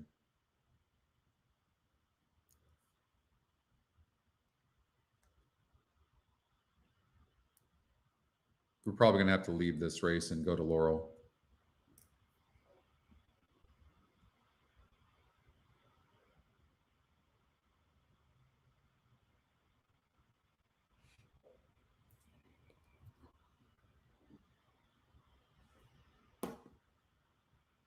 All right, something's going on over there. So I think they're taking the tack off of the 8 horse, but no. The 8's the one causing all the issues, it looks like. I thought it was the 9, but it looks like the 8. I certainly wouldn't like a horse like that now. So maybe it's easy. Now we just do the 7. How about 2, 6, 7? That makes it easy. All right. Race number 7. You know, real quickly for Dave, I'm going to look at the 4 horse here, Encroachment. Way the fastest horse, 19%. Cuts back in distance, which is only going to help this horse. Drops in class for Ryan Hansen. The GSR is good.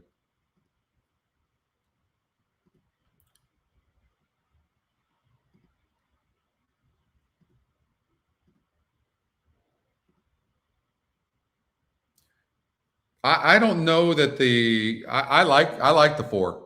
I think the 4 can go gate to wire. I think the 4 can go gate to wire at Del Mar, Dave. I would play against the 8 now after all that. I'm saying 2, 6, 7. 6, 2, 7. I really like that, but the 7's been in the money in all 6 tries, first and second. There goes the 5.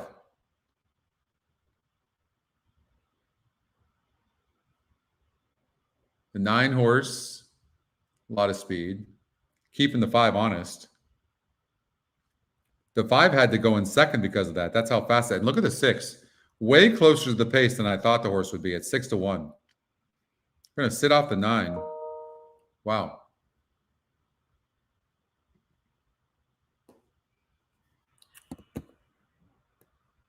I like the 4, by the way, Dave. I like the 4.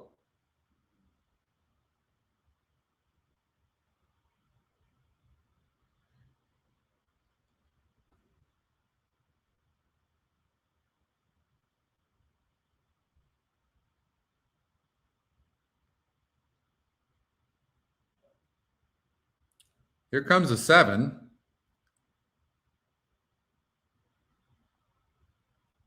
The 10's going to get there, I think. No, 10's going to end up being third. 7-6. So we talked about this. Look at 9. Well, I don't know what the odds were of that horse, but that horse is now in the money in all 7 tries, first or second, right? So, and then the 6 horse held on for second and the 10 for third from that wide post. So, yeah. All right. Laurel Park, they just took off. And the 4 is going to have the lead. Horse just popped up as well. Let's watch this race. Shoot onto the main track. It is Rohrabacher back in third position. Another 3. American Rule from in between horses in fourth. Union General George in closer look. And the Poser is in that group about 6 to 7 from the pace up ahead. Bobby G follows. And then Pretty Good Year and Felix the Fox well outkicked early by the speed. Pace is sharp up front. It is money. That's 7-6. You get 6 to 1 over 6 to 1. How good is that exacta? Any of you guys do that? Nobody played it? There's not one boom? The Poser is next at closer look. It is another 2 to Union General George. 7 from the speed. Oh, you got that, Christy? Rule on the outside, ridden along, but not doing much at this point. And back to Pretty Good Year. And Bobby G on the inside, double digits from the front. And Felix the Fox trailing the field. Wentz has come back for more as they move past the 3 furlong mark, second wire finish. And so here is Wentz, who turns in with a narrow lead. Money Ride, Resilient 2 on the inside, and Rohrabacher in between. Nobody's really closing. Left to go. But the 4 doesn't look like it wants to win. Is fifth, the far outside is Bobby G. You're right. G's picking up it's like toward the center of the racetrack. About so weird. Left to go. Wentz and Money Ride. Bobby G coming on the outside. And the jockey on the 4 here. Now they're coming from closing behind. On Wentz and Money Ride. 3. It's going to be 3, 10, 1. Wire. Bobby G surging up on the outside. 3, 10, 4. 3, 4, 10. Oh. Bobby G and Money 3, 4. Ride. Final finish of the 7th. Oh, you got that? Good, Denise. Thank you for telling me that. That's all. I'm just happy about that. All right, that's nice. That's a really nice exacta. 2 6 to 1 shots. I mean, how are you not getting 50 to 1 on that? 650. The 3 ended up winning that race at Laurel Park, and I'm glad I didn't go over it with you guys. It was a 1% horse. We kept saying that the horse on the lead just doesn't want to win. And the 2 pace horses we talked about were in first and second. Oh, they did, Jim? Look at these guys. They're so damn good. They are good. If you guys haven't seen Good Chalk, Bad Chalk, you need to see that show. Every Thursday.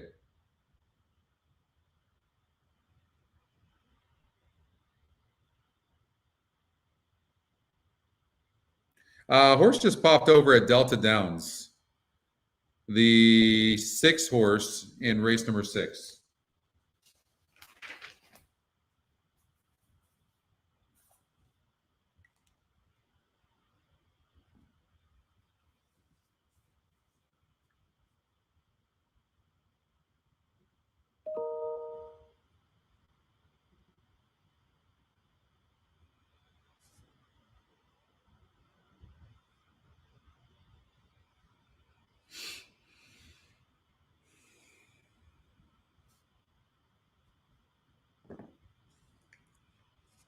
All right, Woodbine.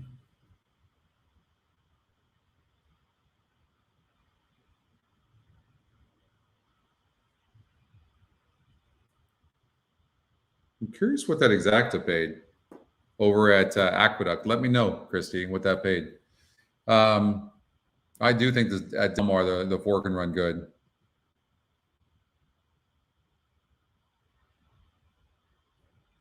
Over at Woodbine, on the lead will most likely be the 5. You guys starting to get the picture of how good this pace number is, though? It doesn't ensure a win, but it's sure darn good. This is a really rough race at Woodbine. I have no idea.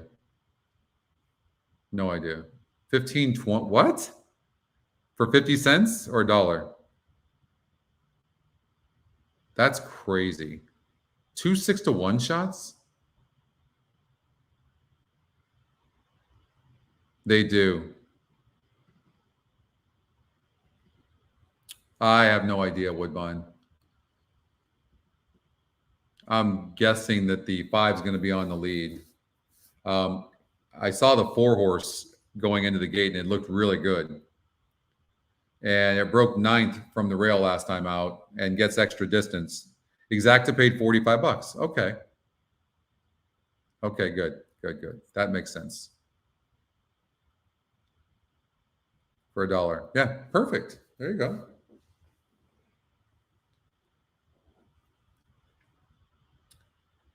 Oh, Scoot Daddy. Gosh darn it. The 7 horse over at Woodbine. I looked at this race earlier and had a note on the 7 that it was improving in GSR from a 51 to a 59. What did I put there? No, broke very slow and rushed up. Long sustained move, was very live here. Runner. Gosh darn it. Hopefully some of you saw this 7 up there. We'll see what happens here. I think it broke a little bit slow.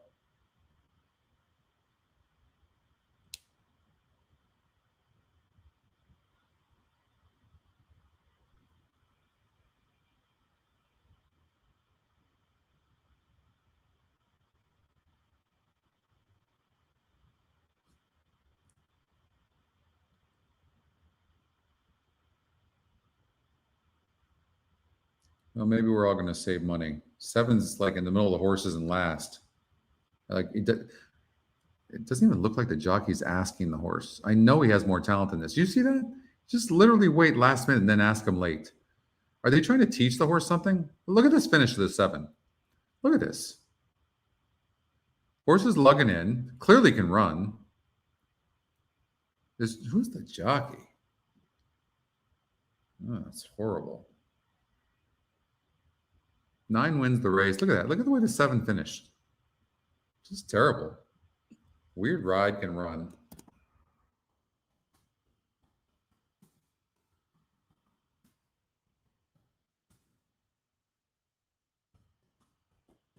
Who knows? You get 50-1 on that horse next time it runs.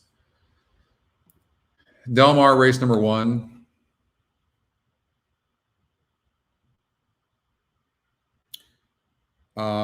I agree with Dave on the 4. I think the 4 can probably run some.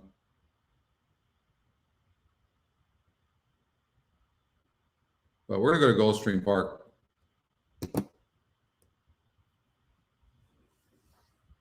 Seven to 2 right now on this. There's just such a big pace number on the 4, right? And this horse dueled last time out. It doesn't look like it's going to duel. I guarantee you, if we were to look at this horse last time out, there was a lot of speed in the race. Encroachment. Let's look.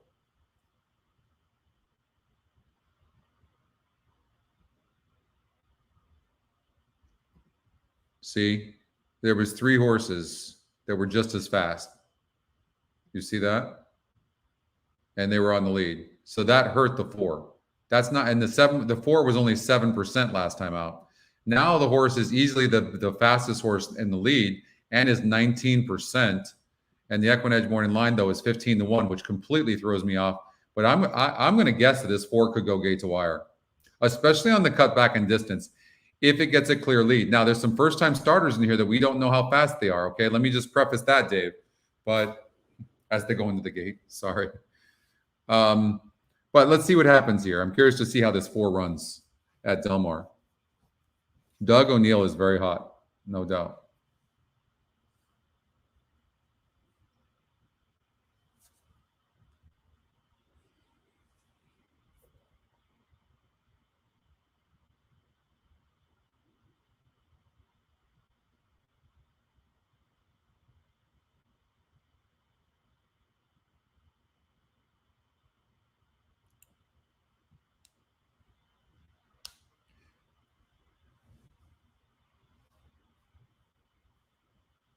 You know, I haven't watched enough races on that Tapeta yet, Jay, to know, but it's coming their season, so I definitely want to want to check it out for sure. So the 4 did get the lead, and but the 2's rushing up, and that stinks. That really does stink it for those that back the 4. Like those, like, you know, I don't know if it can rate or not, but it certainly didn't. The 4 could have had an easy lead, and it's gonna definitely affect the 4 and set this up for a horse to come from behind, like a horse like the 1-horse Cali Bay, who's going to get a perfect trip if good enough. But we'll see. Unfortunately for the 4-horse, though, the 2 really might hurt it. But come on, 4. Don't let it affect you. Come on, because the 1's a hanger. Come on, 4. Win this race for Dave. One time. One time. Yes, Dave, you got it. 4-1-2. Nice, nice, nice. That was a great effort by the 4. 5-1. 5-1. Huge. Look at that pace number. The pace number does not mean the horse is going to get the lead. Just means the horse is fast, and the horse really improved. And we always talk about second time starters especially. But look at that horse dueled, and then you see how big that link feature was. Look at this. There was 3 horses that were equally as fast. That wasn't the case here. Now, don't be thrown off by this. Look at this is a second-time starter. Did they add blinkers to this horse? No. The horse just showed more speed. Second-time starter for Brian Corner. But the 4 was just good at 5-1. And we talked about the 1-horse being a money burner early on, and even money, crazy. Look at this horse. This is not a single. Nice going. Well, Dave is the one that brought it up and said, hey, just take a look at the 4. But I just confirmed what Dave thought. So that's great. Pace. This pace number is money. Money. 5-1, 75. I mean, 18 points higher on pace. Now that's Juan's angle right there, right? 10 points or more. I would imagine Juan bet this horse. 5-1 you got on that horse. That's amazing. All because people were hammering the 1-horse that had burned money. Look, 2-1 burned money. 5-2 burned money. Right here. Like just, even money? Come on. How's that pace number for you now? Imagine this, right? You don't have the pace. All you have is these win percentages. That's it. And you don't have this pace number. You see how the pace number really just makes everything better? I've always said that the only thing we're missing is a pace number, but it has to be a good one. There's a good one. By the way, this is only a 3rd-time starter too. And then the link feature will be available to, well, it's going to be, we're going to upgrade. It's going to be an upgrade, but for those of you that are going to get it, this link feature shows you right here where you can go back on the horse by clicking on the link, right? You could also watch the video of this race as well, but you click on the link and it takes you to here, and then you look and go, wow, 74, 68. So, and look at those 2 horses, by the way, were in 1st and 2nd. You see that in that race? And then you look and go, okay, well, wow, the 4-horse was dueling. And here, so here, all of a sudden, he's got a big pace advantage and a higher win percentage. That was actually pretty easy. Pretty neat. It makes you visualize the race so much better. I agree, Keith. Couldn't say it any better. It's just so great. And this is going to help too. Where you can go back and you can look and see, okay, what was the pace like for this horse before? What was his win percentage? 7% and a lot of cheap speed. So of course a horse like this that came from behind, right, is going to win the race, and that's what happened. Pace makes the race, but you need the other tools with it. You need the win percentages, you need the GSR, the SOR, right? You need all that. The EquinEdge picks, the EquinEdge long shot. You need all that stuff. Got to put it all together, though. That's pretty cool how that went down. Hey, Mark. Gulfstream Park. Well, it's the 3rd leg.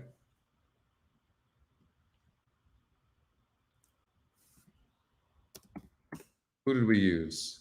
Spread. Spread out in here. 1, 3, 4, 5, 7, 8, 10, 11. I honestly had no idea. I really don't. I will say this: Oldie likes the one Tilsa. I know he's rooting for the one, and I think he made a very fair case for that horse as well. I really genuinely do. I think that the one is a contender. The map him up. I would love this horse today, except that the GSR dropped 19 points, so I don't like that. But that does not mean the horse cannot win. I also thought that maybe the 3 Midnight Bella could be a single. Oldie disagreed with me, did not like that horse. But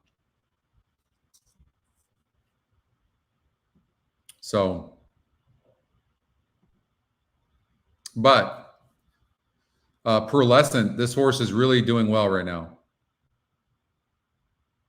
You want to forgive a race? I'll show you how you can forgive a race with just the SORs. 3 races back, this horse faced a 50 group on the SOR and won the race. Then moved up to a 60, 10 points. Okay? Because it went from a restricted race 12-5 to an open claiming 12-5. And look, the horse got 5th by 4. Still tried, and went off at almost 7-1, but the competition was tougher. Throw it out. Then comes back against a 50 group on the synthetic, where the GSR was the same, and the horse wins by 9 1/4 lengths. But it was only 4 horses in the race. The horse's form is tremendous. And now it's getting a 54 SOR group, and we know it will go 8.5 on the synthetic. So it's definitely one of the ones, and it's a strong contender in this race, no question about it.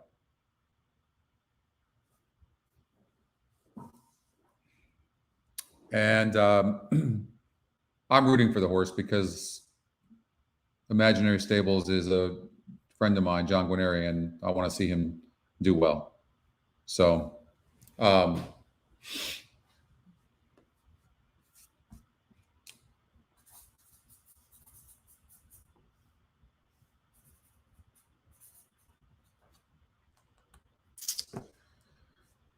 right.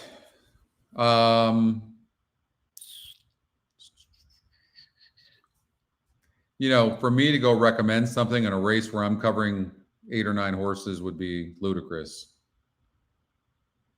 Right? But I will say this, I'm making excuses for the last 3 races for the 5-horse Midnight Bella, and I think this horse can run good. Lacked room in the stretch last time out. 2 races back, the competition was too tough, and the horse still ran good. The race before that broke last from the rail against tougher competition than what's lined up here. I mean, I think the 5 looks extremely tough. I do.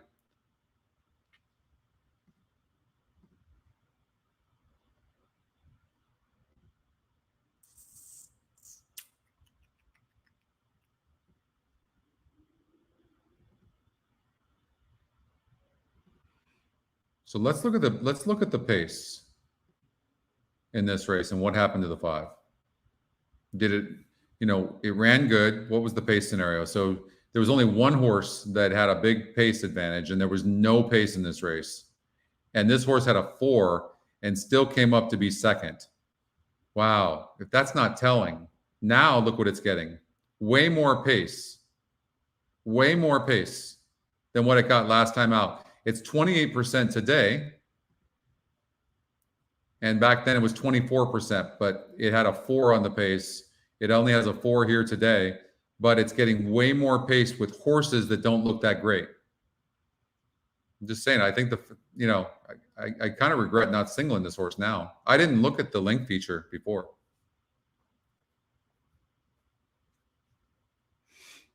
Scotty Longshot wins at Churchill. Nice. So I think the race is,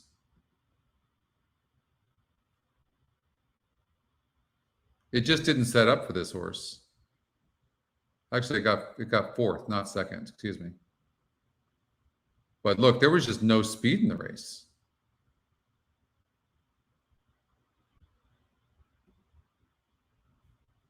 They were crawling.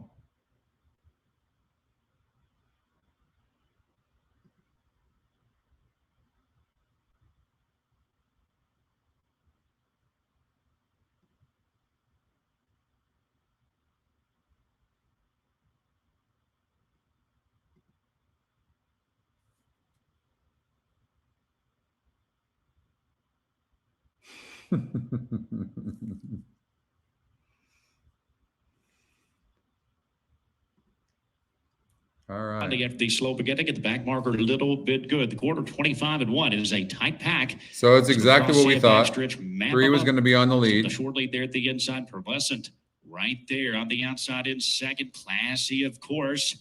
And really, the 5 is not that far back. And looks like the best closer in the race. All about Catherine alongside. To break 2 lengths to Tilson, who runs on there with the fantastic Keaton alongside. 3 wide across the back. Midnight Bella.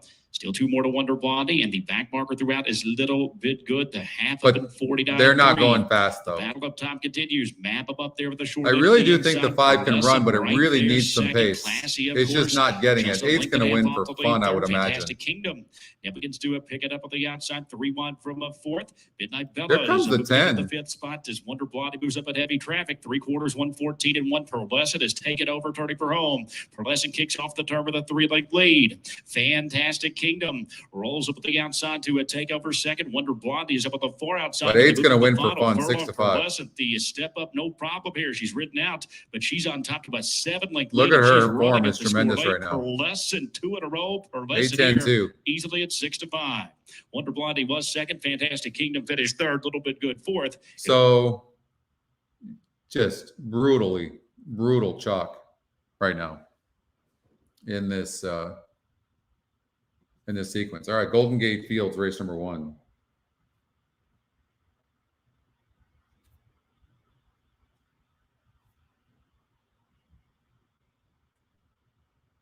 Five, yeah, they didn't run good. 5 needs pace. It really does.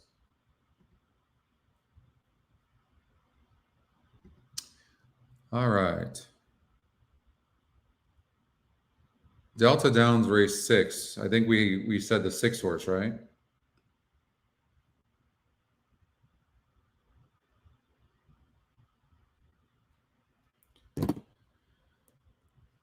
Six horses, 5-1, 29%. Jazz it up. So 6 horse here at Delta Downs. Golden Gate race number 1. And I'm going to be leaving you guys soon. So I need to eat.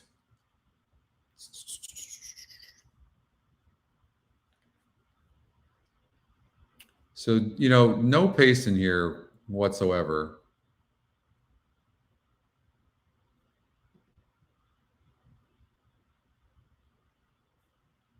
Wow. I mean, this is ugly. The only thing you can really go by here is based on the SOR, the 4 horse dropping in class, honestly. You have a second time start in the 5, second time starter here in the 3. You just don't know how they're going to run, right? You just don't know.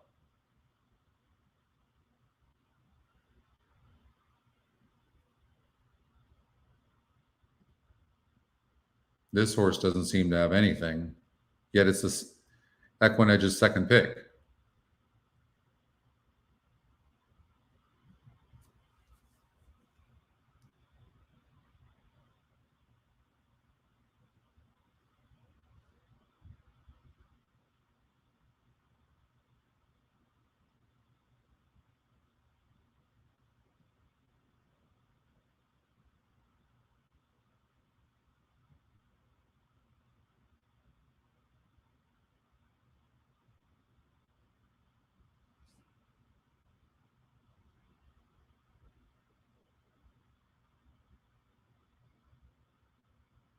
Six horses running very good at Delta Downs, isn't it?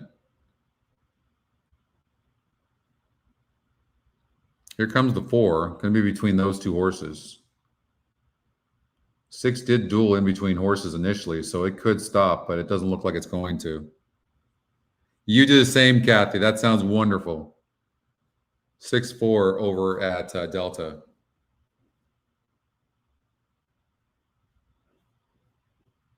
So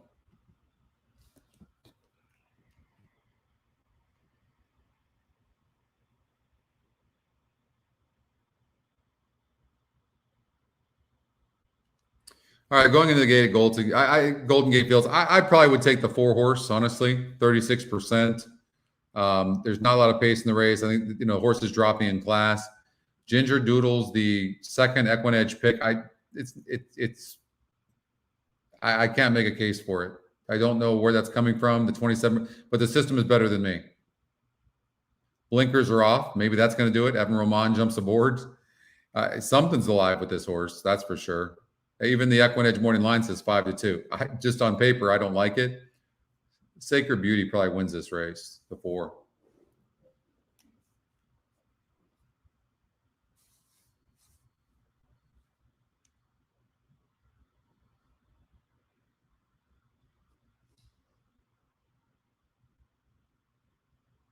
And strides to the front. Sacred Beauty takes control of things in the early part and strides away. A length and a half the margin early from Stylized in second. Smiling Melody between horses. Uptown Rhapsody now off that pair in fourth. And Ginger Doodle is fifth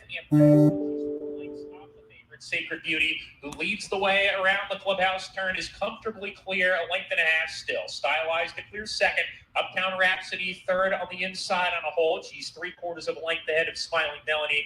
And Ginger Doodle has no pace to chase, still at the back of the pack, within 4 lengths of the lead with 5 furlongs to go. So it's Sacred Beauty dictating terms in the first leg of the early pick 5, leads by 3/4 of a length. There goes Uptown Rhapsody to apply mild pressure on the leader. And the favorites are 1-2 with a half mile to go. It's Sacred Beauty in front by a half length. Uptown Rhapsody was on the fence, got outside of the 2 path to come and press the issue on the lead, and those 2 lead by a length. Smiling Melody into third now, Stylized under pressure, the first one to drop back, and Ginger Doodle joins her. Ginger Doodle trying to produce an outside rally, has to pick it up though, is being asked to get 3 is loaded with horse. Incredible. The 4 and 1 been dueling. We'll see if they continue, but the jockey sure looked loaded on the 3, so hopefully the 4 can hold it. She's in with a shot, this mild long shot down the stretch. Sacred Beauty, the leader, clings on here. Uptown Rhapsody 4 is going to get it done. Smiling Melody is third. Good effort by the 4 on the drop in class. Keeps trotting along on the lead, and Sacred Beauty for Spendthrift, and My Racehorse wins it. She breaks her maiden by a length and a quarter. Second was Smiling Melody, then Uptown Rhapsody. I don't know what they paid for that horse, but I promise you it wasn't $8,000. Big drop in class, and it was all out to win that race. My Racehorse. All right, I'm going to stay with you guys for one more race. I'm going to do the Laurel Park race number 8, and then I am out.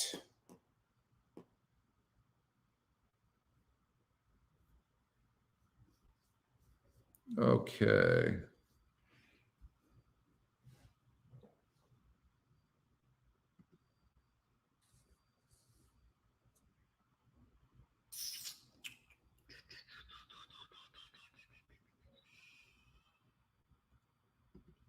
So we know the 4 is fast. If you look at the SOR, it's moving up in class, or at least it's facing tougher competition. And it's had clear leads and still stopped at the same distance. So it's not winning the race.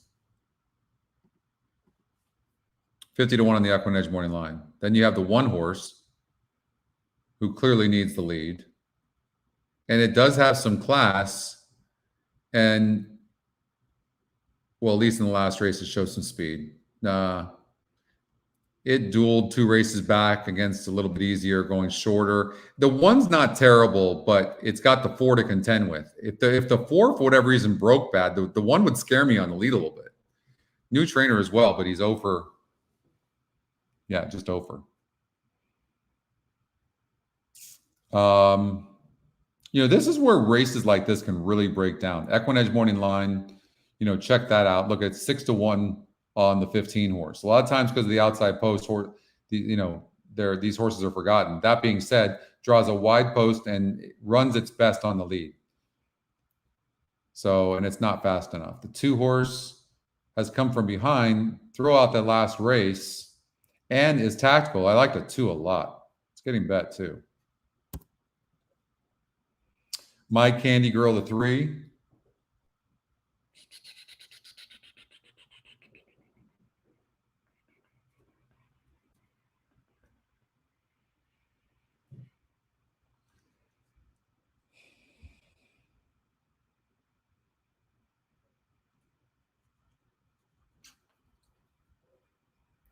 These types of horses just don't win back-to-back very often. They just don't. But the horse is getting bet.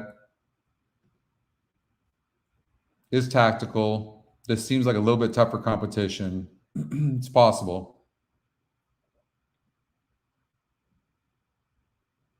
This horse is extremely interesting. The EquinEdge long shot.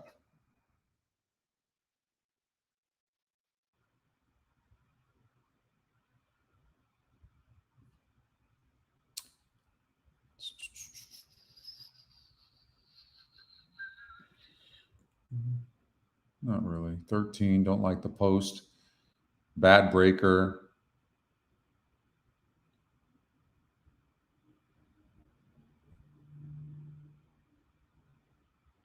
I mean, this horse can definitely finish. I just don't see this horse winning. It could be in the money. This horse seems like a money burner to me. 10 looks okay.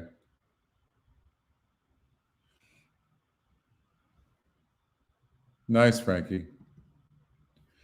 I like the 2 and the 7. I like the 2 best.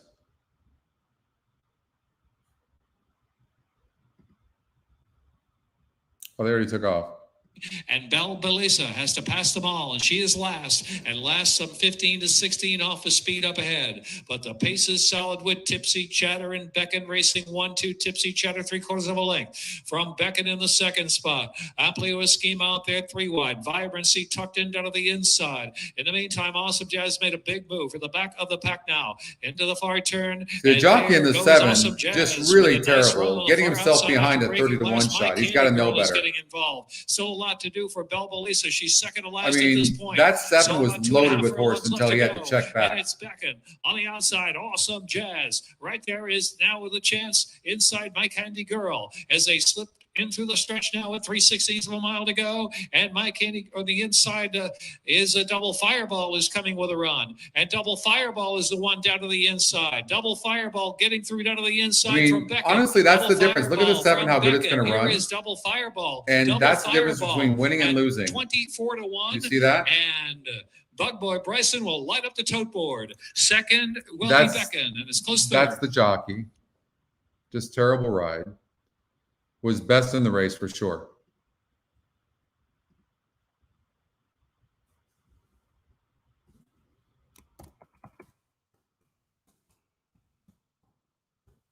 And did that horse just win the 4? The top pace number at 24 to 1 and came from behind? That's insane. Did that just happen? Second to 15, Beckon. Look at that. Yeah, the 2 didn't have a good ride either, Justin. I saw that. 7 was best in the race, though. But how about the 4? The pace number, it's not just about the horse getting the lead, guys. You have to remember that. Like, I didn't like the 4. But that being said, the horses don't have to have the lead. Well, not all of them, but it's amazing. Sometimes you just have to play this stuff blindly, you know? But, all right, you guys. Well, hey, I wish you the best. That was a lot of fun. We started at around noon, so about 4-hour show. So hopefully you guys had a good time and won, and I wish you all the best, and we'll see you next weekend, okay? And we'll cover more racing here from Gulfstream Park as well as Laurel Park, and we'll see what else. You'll look for those emails. Don't forget to like the show, please. And then if you click on the notification, the bell, you'll get notifications of our shows too, okay? So really a lot of fun. Happy Thanksgiving, everybody. You too, Jeff. Thank you. And we'll see you next week. Bye-bye.